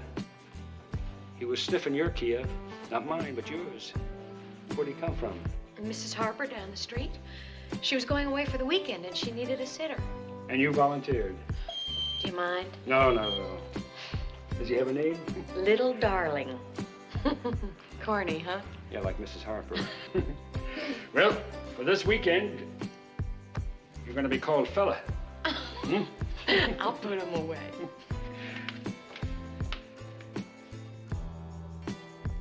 You tell us where the money box is, lady. Oh, no. Or he's gonna burn your treasures. No, please, no. Where's the money, lady? Come on, where's the money? No. Where is the money, lady? I don't have time for this. Think fast, lady. Upstairs. Come on. Upstairs where, lady? Come on. Closet. Closet. Where in the closet, lady? Shoebox. All right, come on, let's go. Here. Wouldn't make much of a bonfire anyway. It's past 20 minutes. Let's go. Man, we got all our money. We're not leaving yet. Now, her husband is a jeweler. This says so. He must have given her lots of little gifts, rings, stuff like that. They've got to be around here someplace. Lady, now you best tell me where they are. Hey, Billy, you crazy? Stop it, man. She can't tell you nothing. Listen, somebody must have called the cops. Let's get out of here.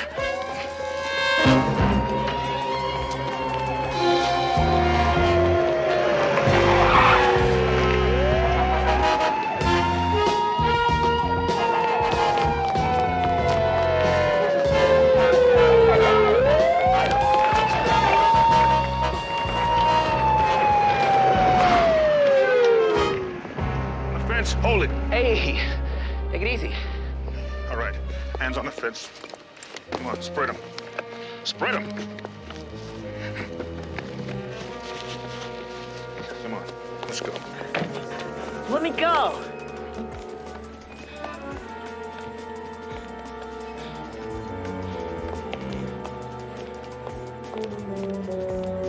What are you hassling me for? I wasn't doing nothing.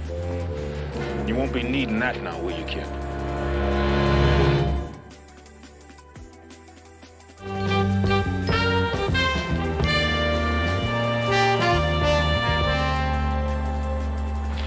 There's his plaything. Stick it in your ear. That don't belong to me. He planted it. I want to see my PO. You'll see him, kid. Paul T. Brown, age 15. Here's his sheet. About an hour ago, they hit 3 houses on the south side. Only this time, somebody died. Her name's Mrs. Helen King. 65. She had a coronary. Was she beaten? We don't know. How many do you have in custody? 2, both juvenile. One of them's no problem. He's got 8 priors. They caught him with a shiv. We're gonna slap him with parole violation. What about the other one? Well, he's sweet 16. Good-looking, well-mannered, real Boy Scout. Go on. Well, so far, Mike, the evidence is pretty skimpy. Boy's father's here to take him home. All right, so what's the big problem? The boy's father's Bob Wilson. That's right, building contractor, ex-city supervisor, and so he says, a real close friend of yours. You know, Mike, when I was his age, I was laying brick for 40 cents an hour. Hard work was something to be proud of. Today, today it's a crime. We've gone wrong somewhere, haven't we? All of us. Nowadays, if a kid wants something, all he has to do is just ask for it. Now, look, Mike, Billy didn't steal anything. He doesn't have to. Mike, I know my son. I know my son just as well as you know your daughter. He is innocent. Did you know that your boy was out tonight? Yeah, he went out to see a friend. Paul Brown? I don't think that they know each other. They go to the same school. Well, now, that's guilt by association. But I guess that's the way that it is. I mean, this whole new system, busing kids from one area to another area, mixing the hardened criminals with kids like Billy. Oh, I'm not saying that Billy's perfect. No, he's had his share of schoolyard scraps. But basically, Mike, believe me, he is a very good boy. Bob, what do you expect me to do? Talk to the DA. Have him drop the charges. In the interest of justice, say. I think he means as a personal favor. Hold it. What about the other boy? The one with the knife. Should I let him go too? I don't care. Mr. Wilson, that lady was murdered. My son had nothing to do with that. Look, Mike, please. The kid, he's only 16. Bob, you don't seem to understand. There are no criminal charges. The juvenile court is just a civil proceeding. I want all proceedings dropped. How can I do that? How can I hold on to one suspect and let the other one go? Sure. I get the message. No favors. Do you have a lawyer? Don't bother. I'll have Harry Clark handle it. You know, I thought I had a friend.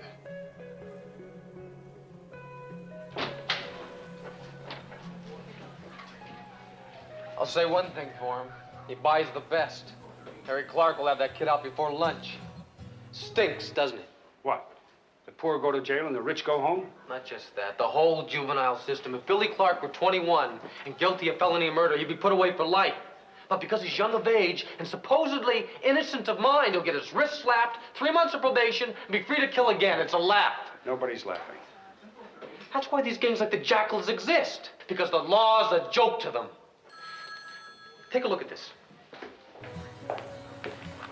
In just 2 months, that one lousy gang has committed 42 acts of robbery, assault, burglary, felony animal torture, and now murder. And all against the old and the defenseless, and all in the same 2-mile area. They may not be brave or bold, but they're sure as hell not afraid of the law. I take it you have a suggestion. No, just lots of anger. Well, I do. Let's go home. Tomorrow morning, I'll check with the DA and find out what our chances are for getting criminal indictments against any of that gang we arrest. Meanwhile, how do I handle the Wilson case? Routinely. He could be innocent. Dan, are you talking about Billy Wilson? Yeah, what do you got? Plenty. His prints were everywhere inside the King house. Billy Wilson's as guilty as sin.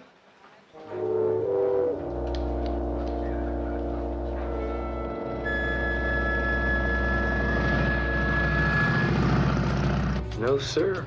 I didn't know why they were chasing me. I was really scared. I mean, I told the officer I was on my way to see a friend of mine, Roger Santini, but he wouldn't listen. All right, let's get back to the fingerprints. Well, like I told Mr. Clark, I sell newspaper subscriptions door to door. Extra money. So I was in the house 3 days ago.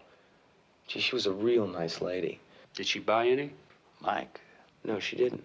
Most of the time, she was just showing me things. She had a lot of antiques. She sure did, all over the house. All right, son. Thanks. Will I be released today? Now we'll see the judge as soon as he's read the probation report. Don't worry, everything's gonna be fine. Mike? Nice kid. Intelligent, soft-spoken, sincere. I think you're making a mistake. Oh, come on. Do you really believe all that stuff about him selling subscriptions and all that? I'm paid to. That's what I like about you. Mike, why press? The lady died of a heart attack. The DA couldn't get manslaughter on her. Now, why don't you go and tell that to her husband? That's where I'm going now. Would you like to join me?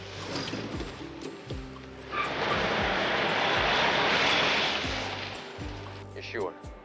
Okay, we'll have a man take you downtown and she'll take a statement from you. Thank you. Mike, we got a break. An eyewitness. The guy was driving past last night when he almost hit one of the kids running out of the house. Was it the Wilson kid? No, and it wasn't Brown either. A kid named Tommy Ditto. He ID'd him from these mugshots. Did you pick the boy up? I'm still looking for him. I put a stake out in the house. Anything else? Well, the lab guys inside found a strand of hair. Could be Wilson's. You think he's guilty? Mike, I did some more checking with R&I. And like I said, the kid's never been convicted, but he's been arrested 5 times. Suspicion of assault, battery, grand theft, and 1 for extortion. The last one got him suspended from school for a month. The kid's got a history of violence, and the old man's covering up for him.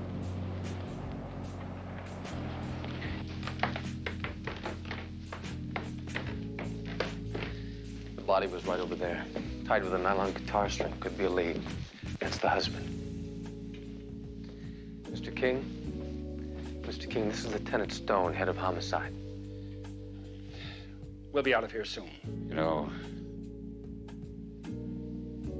I was out for the evening. Is there anything I can do?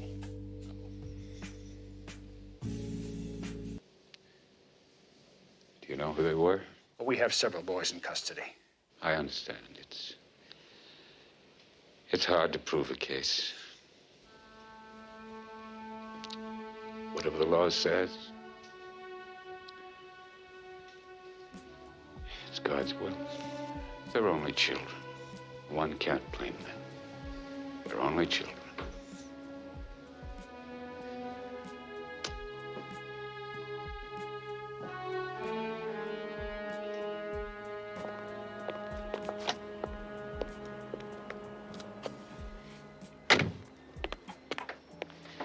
Got a forgiving nature. I don't know if I would. Yeah, well, Max, let me know how you make out with that strand of hair and the guitar string as soon as you can, will you? Oh, listen, wait a minute. Why don't you stay here with them? If they pick up that Ditto kid, let me know immediately.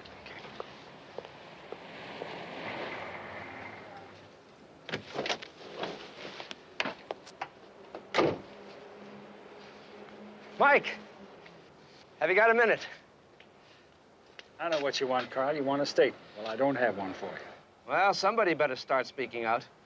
You know, we're doing another TV editorial on these teenage gang attacks, and people are pretty uptight. Now, do you have any comment at all on those 2 that were arrested last night? No, they're being processed normally. Processed or handled, Mike? What are you getting at? Well, I got a call this morning from Judge Brewster, who just happens to be presiding over the juvenile docket this month. Yes, I know who he is. Yes, well, do you also know that he's a close golfing buddy of Bob Wilson's? Anyway, he's threatened to place a gag order on the case if our broadcast as much as mentions the name of a suspect. Now, that seems to me as if the defendants have a lot of friends in court. It's about time the victims had some friends in court, too, don't you think?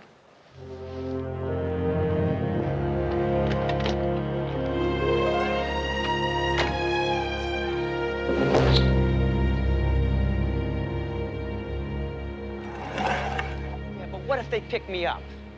So what? You can't do nothing. Henry, that lady died. So tell the judge you're sorry. Come on, man. There's nothing to worry about, okay? So cool it. No, Billy's in jail, man. They're gonna be asking him a Look, lot of man, questions. Billy can take care of himself. Paulie, too. Hey, you think I wouldn't do something if they tried to give him a hard time, man? That's my brother we're talking about. I know. Hey, you just worry about, you share the cut, all right? Let me worry about the cops. Hey, man, they can't touch it.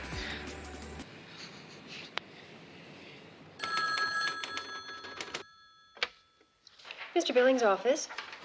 Oh, yes, Judge. Mike, I'm with you. That's why the DA wanted me to handle the case. But I'm not going to charge these kids with felonies unless the case is strong enough. Your office is getting some pressure, huh? Well, you better believe it. Jerry. Good morning, Carol. Oh, it's a new hairdo. It's a new wig. You really are old-fashioned. This is Judge Brewster, second time around. Tell him I'll call him back. Anything else? Yes, you have an appointment with Carlton at 4, and Harry Clark wants to set up a luncheon with you. Yeah, I'll bet he does. Jerry, can I see you? The public defender's office has got a complaint, right? Okay, Jake, I'll be with you in a minute. Carol, see if you can get me the name of that principal at Carlson High School. Come on in, Mike. Judge Brewster, can he call you back in just a moment? You talk about pressure. 8 o'clock this morning, I'm still shaking. Guess who calls? Brewster? Right. Morning, Jerry.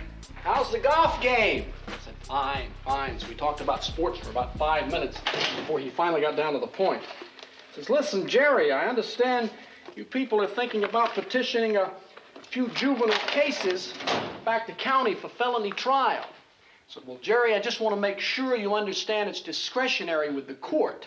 I could just hear the wheels turning. Yeah, and that's not all. Guess who he's assigned to the cases? Judge Mildred Burns will be the hearing officer. The most lenient judge he could find. Somebody's scared, Mike. You're right, somebody is scared. Mildred Burns, she's fair, though. I've known her for a long time. I want you to take a look at this. There's some things in there you should know about Billy Wilson. Come in. The principal's name is Joseph Hess, and our dedicated public defender is still waiting. Here, Mike. Yeah, I know. What does Jake want? He wants equal time for his client, Paul Brown. If Wilson is released, then he wants his boy to go free, too. That's what I wanted to talk to you about. Everybody goes free.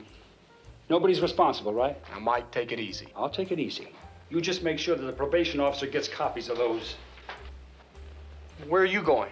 Try and find out who Billy Wilson really is. And if he's guilty of murder, he's going to stand trial just like everybody else.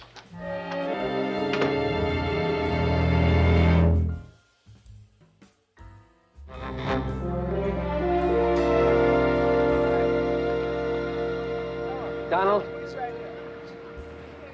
This is Lieutenant Stone, Donald. Just let him see it. There's nothing to be frightened of.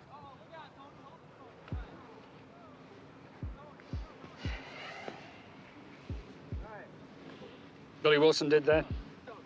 No one saw him do it, so it couldn't be proved. He stole money to give the Wilson boy for 3 weeks before it came out. Donald, would you be willing to tell the judge how you got those scars? Good. All right, Donald, you can get back to the game now. Thank you. I told Mrs. Wilson the whole story, but of course she wouldn't believe it. What about Mr. Wilson? Oh, I don't know what he believes. I tried to talk to him several times, but he always denies the reality. Anyway, I expect Billy hasn't conned. He's bright enough. What do you think makes the boy tick, do you know? Oh. Some kids turn bad because of neglect, others because of they're too spoiled. I don't know. I'm not a psychologist, but I can tell you Billy Wilson's disturbed and violent. I saw him attack more than one boy out here. When I call him on it, he blames somebody else, denies any responsibility. Truth is, I guess he just doesn't care. Sector 8-1, do you read? Mr. Hess, will you be willing to testify? I mean, about the boy's character. Yes, of course. I'll have the DA get in touch with you. Sector 8-1. Inspectors 8-1, go ahead. Mike, we've located the Dito boy, 31st and Charles. Better get over here. What's going on? He's on the rooftop, threatening to jump.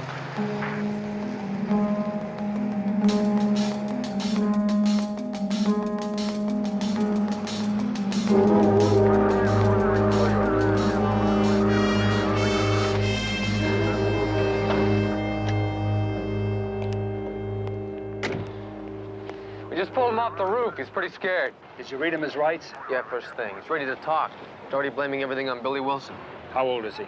16. Book him. On what charge? First-degree murder. I want that whole gang of hoodlums charged as adults. They're not children anymore, not when they maim and torture people, no siree. I want them all put away for as long as the law will allow.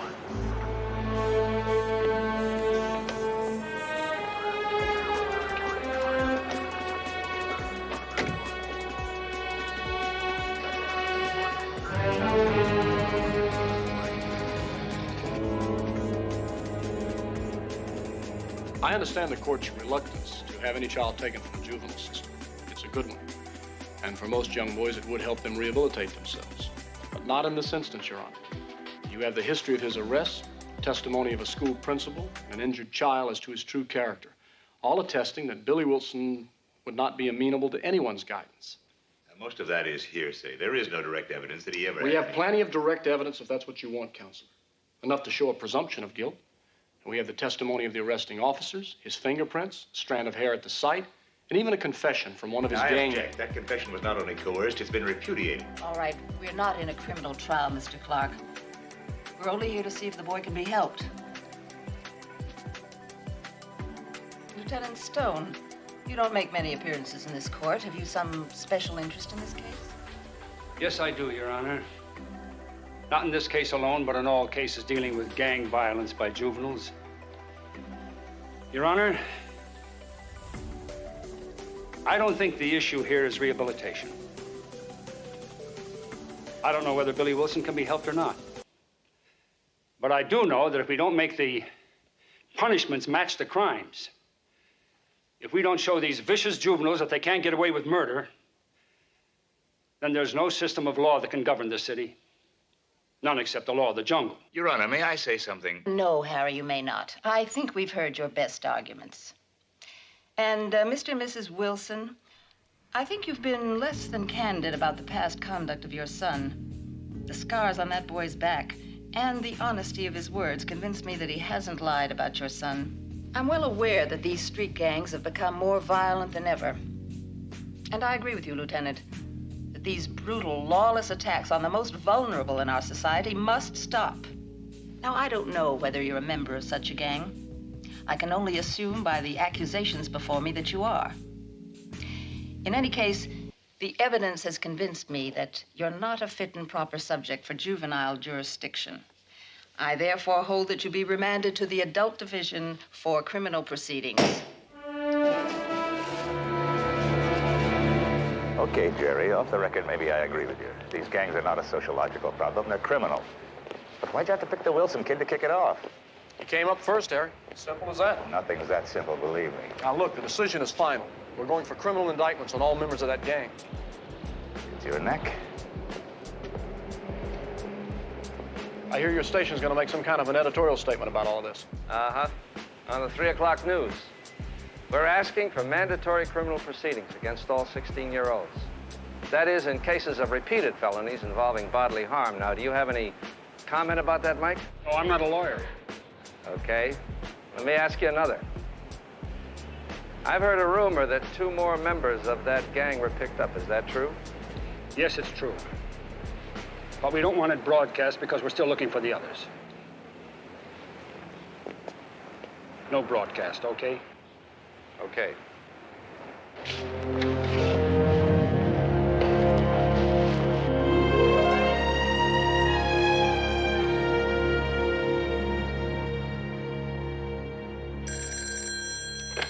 Hello?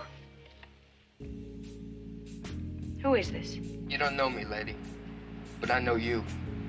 I know where you live, and I also know when you're gonna die, which is gonna be real soon unless my brother's let go. I don't understand. Look, lady, I am talking about the jackals. You just make sure the lieutenant gets my message.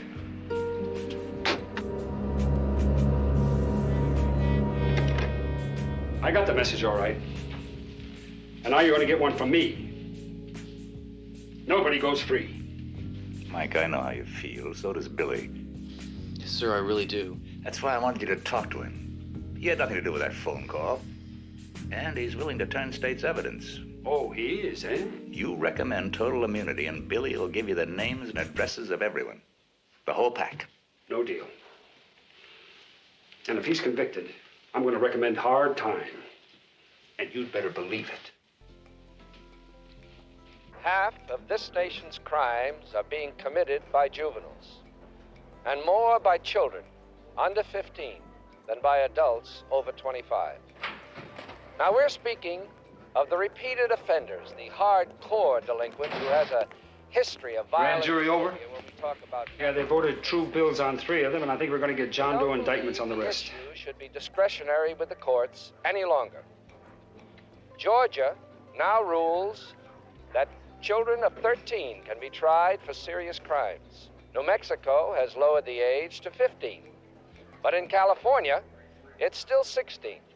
California maintains its position that 16-year-olds are not to be tried by the same laws existing for adults.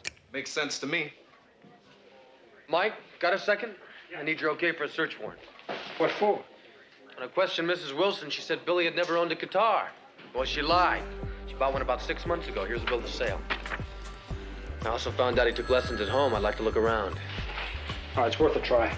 Hey, Mike, line 2. Line 2. Okay. Homicide, Stone. Guess you didn't get my message, Stone. Maybe this time you'll listen.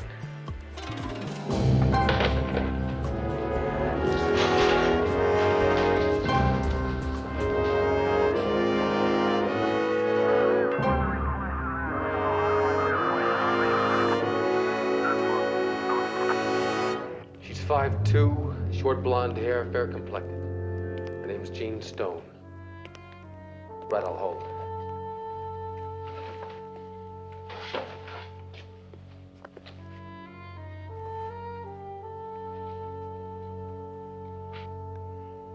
I had that framed 20 years ago. Mike. I should have sent her off to school. Gotten her when she would die. Thank you.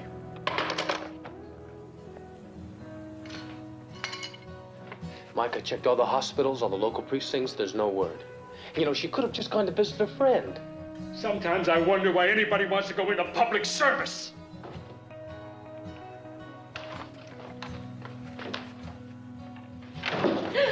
Gee, What happened? Where's Dad? wait to think about you.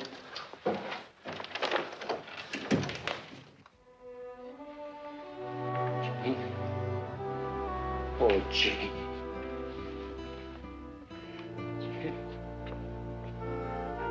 Thank God. Thank God. Oh, I'm all right. I'm sorry I worried you so. No, you didn't worry me. Everything's all right. It doesn't matter now. Oh, yeah, I'm fine. I just went to exchange the skirt, remember? Yeah, yes, I remember. Oh. Oh, my God. No wonder you were so frightened. Must have broken in just after I left. Look at this. It doesn't matter now as long as you're okay. It doesn't matter at all, believe me. Oh, I'm fine. Hey, I think I could use a drink. And you look like you need one. There's some wine in the refrigerator. Yes. You're all right. I'm okay. I'm okay. I'll call downtown and let them know everything's okay. Yeah, you do that. Mike, I think we better lay on a security team just in case. Huh? That's right. Until she gets back to Arizona. Dad!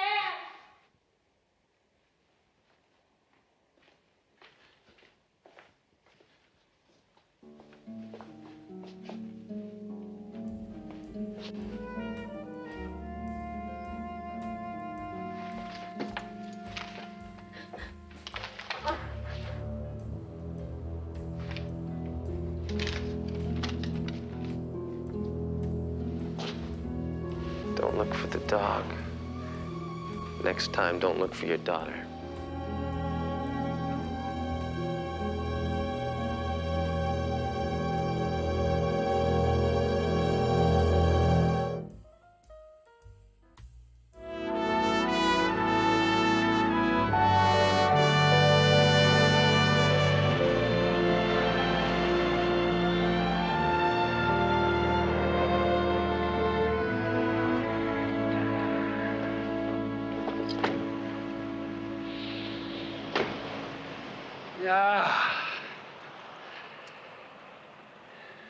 I'd almost forgotten how wet it gets out here early in the morning.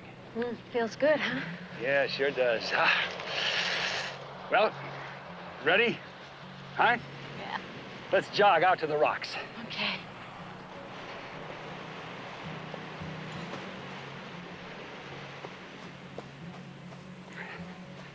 Remember when you caught your last ocean perch? 5 years? Nope, it was longer than that. You know, I think we ought to try it again this summer. Your mother and I used to come out here regularly. She knew just where to drop the line. Right out there. God, we used to come out here all the time, even when I was on the force. Your mother was a sportsman of the family, I'll tell you that. She just loved surf fishing. I don't know how she did it, but every time we came out, she caught something. You wish she were here right now, don't you? Well, when she was alive, we had more of a family feeling then for the three of us. Simply hasn't been the same, has it? It has for me. You know, Jeannie, I've been thinking, when you get out of school this year, maybe I ought to turn my badge in. Retire? Why? Well, we could spend more time together. Oh, I see. You want to take care of me the rest of my life, huh? Oh, of course not. Well, then you're ready to vegetate? No, I'm not ready to vegetate. Maybe I just don't want to be in the line of fire anymore. Okay, well, I guess that's up to you. But don't you dare quit on my account. Look, I just think that maybe we ought to be spending more time together, and I can't do that working 24 hours a day. Mike Stone, there is no way you're going to push this off on me. Look, I love you, but I can't live with you acting like a father. Oh, come on, Jeannie. And don't genie me. Look, if I'd wanted a provider and protector, I could have grabbed one a long time ago. So thank you very much. But if you ever retire, you do it when you have a lot better reason than taking care of your little girl. Oh, come on now. You're not the only reason. I'm 56 years old. You know that? 56 years old. And maybe I'm tired of being a target for all those dumb teenage psychos. Okay, all right. But that's your decision. You do what you think is right. Only you're responsible, not me. All I can do is worry about you. After all, when you're destitute, the law says children have to support their parents. That'll be the day when you have to support me, let me tell you. People versus Brim. Is defendant ready to make his plea?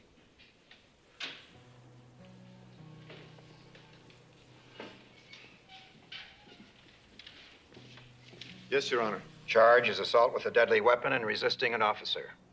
How do you plead? Not guilty, Your Honor. Bail is set at $2,500. Defendant will be held over to Department 31, February 6th. What are you doing here? Message from the boss. When bail comes up on Wilson, don't argue. What? Next case is People versus Wilson. What are you talking about? It's all arranged. Don't argue.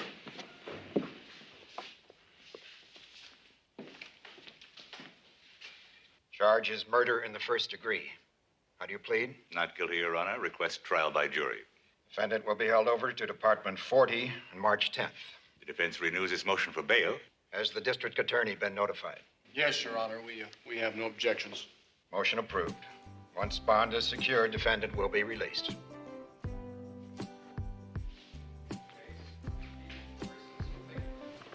Jerry, what the hell is going on? I don't know, Carl. I do. You made a deal. Now, what about Paul Brown, huh? He stays. Oh, that's real sweet. I can see it pays to have rich friends. You planning to run for office soon? Wait a minute, Jerry. What is he talking about? Oh, wait a minute. Get off my back, Carl! All I can tell you, Carl, is that I didn't knuckle under to anybody. Well, what do you mean you didn't knuckle under? That's exactly what it does look like. All right, have it your way. Jerry, I don't want it my way. Don't you understand that? All I want is the truth. Now, why did you let that kid go out on the street? I'm sorry, no comment. Okay, I won't broadcast that. Not yet. Because I've always believed that you were straight, Jerry.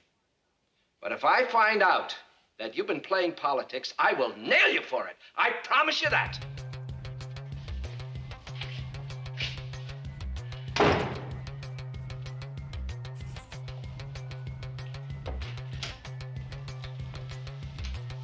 Okay. Will somebody tell me what's going on? I mean, right now, everybody thinks I can be reached, that I have been. I want them all, Jerry, every last one of them. And Billy Wilson's gonna lead us to them. The DA bought our plan. What plan? Billy's gonna be tailed from the minute he gets out. If I were him, I wouldn't go anywhere near those others. You would if you were scared not to. What is it those guys hate the most? They've got 1,000 names for it. Rat, Fink, Stooley. But Billy didn't talk. The Dido kid did. The guys outside don't know that. And Billy doesn't know it either. All he knows is the word's out he's the Fink. How did you manage that? Well, I have a friend who's a jailer, and he happened to get next to Billy Wilson, and he just happened to drop it. That's dirty pool, Mike. I love it. So do I. Billy also knows that he's the only one to be released. If I were him, I'd figure I owed somebody an explanation. Okay. Billy! Later. Wait! Wait for your father! I'll be back. But he just called. He's on his way. Mom, will you get off my back? This is important.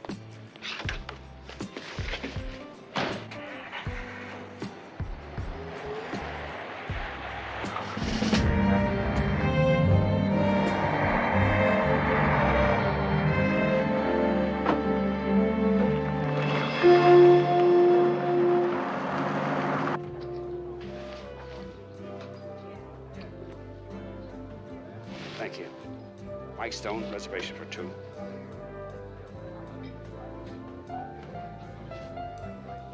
Very nice. I thought you'd like it. You knew I'd like it. Something's wrong, right? Oh, I just thought we ought to have lunch together more often. If you're hungry, try the trout. What's the surprise? Surprise? Dad, you haven't picked me up for lunch in the middle of the week since I can't remember when. Consider it your birthday present. Thank you. You have a suspicious nature, you know that? And well deserved. Okay, I do have a surprise. I've decided not to retire. Well, that's hardly a surprise. Oh, it isn't? The only surprise is that it took you so long to decide. Well, now that the shock of this announcement is over, what do you say we order lunch? Eat it slowly and enjoy it. Take a look at those prices.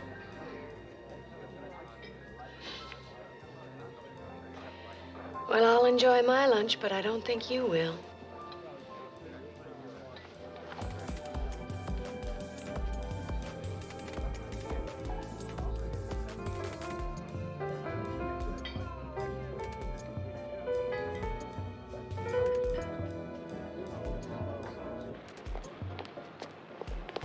Who started the shooting? I don't know. Came out of nowhere.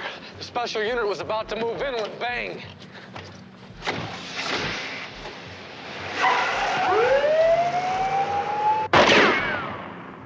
Can you see anything? No. The cops all over the place.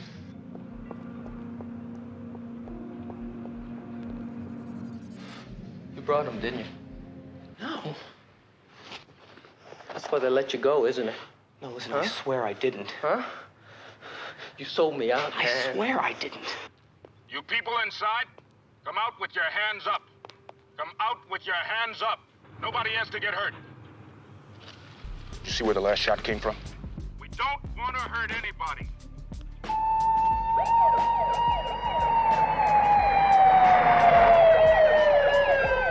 Come out now. Come out with your hands up. Come on, there's a way out back. Let's go.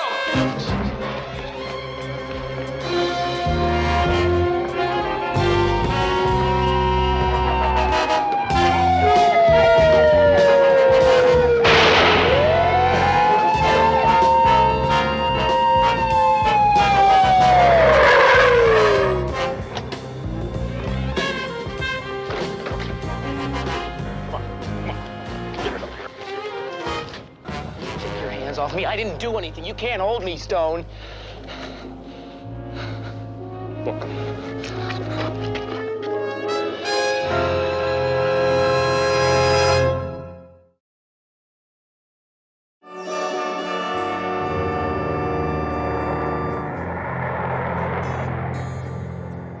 Okay, let's all turn left. The other way, number 3. Turn left. Take your hands out of your pockets. Turn left. Let's face forward. That's the one. Third one on the right. Number 4, he's the leader. You're absolutely sure? Yes, I wouldn't forget him. He broke my arm. Henry Brown, Paul Brown's brother. Had a big influence on him, didn't he? Mm-hmm. Tanner, take care of him, will you? Take your jacket off, number 2. Is that all of them? Well, that's all we know of for certain. Well, what about the sniper up on the roof? Well, he got away. We don't know what he was shooting at or who. Mike, the search warrant just paid off. We found this at the Wilson house buried in the trash, and it's only missing one string, the low E. The same kind used on Mrs. King. Does Billings know about this? No, I had to clear with the lab boys. Listen, I think he's with Wilson at the prelim. Come on. Well, beside running, what did he do to call your attention to him? He tried to escape. Wasn't it the fact that everybody was running? How could you tell one boy from another, the innocent from the guilty? Did he have a weapon on him? No, sir. A mask? No. Money, jewels, anything that might lead you to believe he had committed a crime of any sort? No, sir. Well, in other words, Officer Haig, all you ever did was arrest a frightened, running boy. No further questions. Mr. Billings? No redirect, Your Honor. Sergeant, you're excused. Mr. Billings, any more testimony for the prosecution? Yes, Your Honor. With the court's permission, I would like to recall Mrs. Robert Wilson to the stand.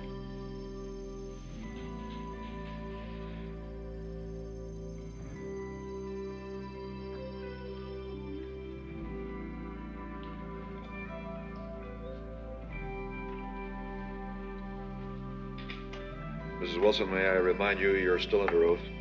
Mrs. Wilson, have you ever seen this guitar before? I don't think so. Look closely. One of its strings is missing, isn't it? Yes. You do know that Mrs. King, the murdered victim, was bound by a guitar string, don't you? Objection, no foundation. Sustained. Mrs. Wilson, you made a prior statement to the investigating officers that your son had never owned a guitar.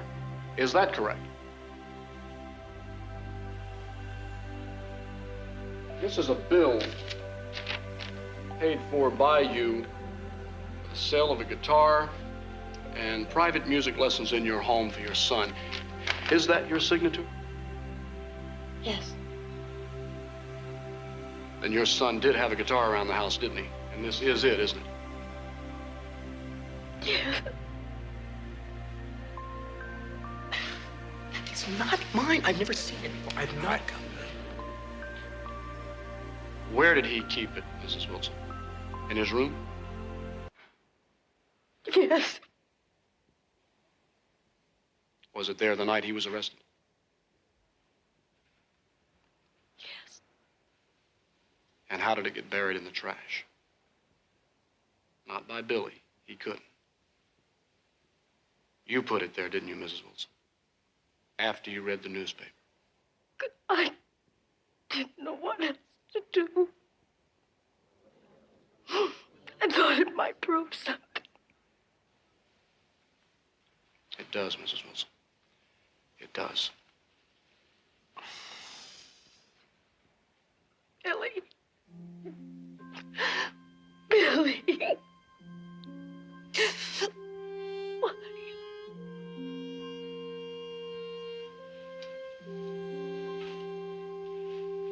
Jerry, I'll suggest that the boy plead nolo if you won't bring charges against the mother. Okay, Harry. I'll arrange to have his plea taken first thing tomorrow morning. Down! Get away from him! Get away, I'm gonna kill him! Don't shoot, Mr. King. Get away! It's all over. I promise you, it's all over. Oh, He's gonna be punished, I promise you that. Believe me, he will. But not that way, not with that. Not with the same violence which he committed on your wife. She wouldn't want that. He ought to die. Then let it be God's will. You said that, remember? Please, Mr. King, put it down.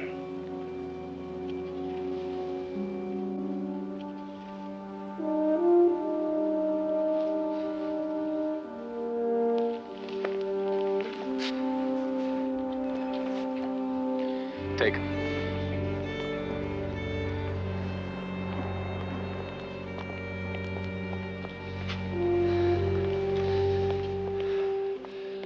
I guess we know who our sniper is. There's vengeance in all of us. Somebody over there said if we didn't do our job, they'd do it for us. With this. That's something I don't want to happen. Ever.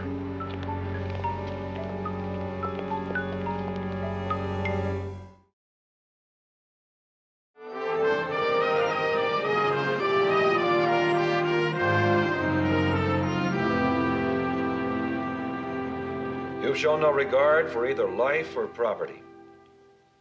This court is convinced that you would be a menace on the street. I therefore sentence you to state prison to serve out a term of 8 years to life. Bailiff, take charge of the prisoner.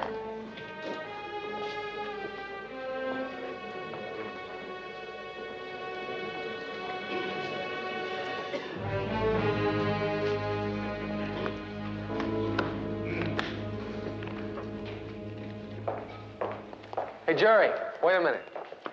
Mike asked me to give you this file. Thought you might want to go over to robbery to question a witness. Come on now, Dan. This isn't a one-horse show.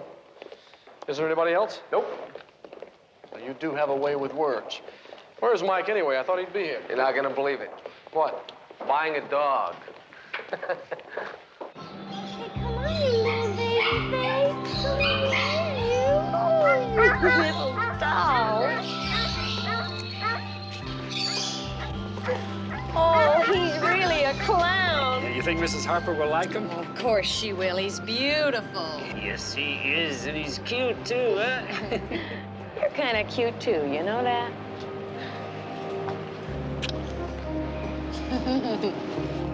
Oh, you sweet little baby.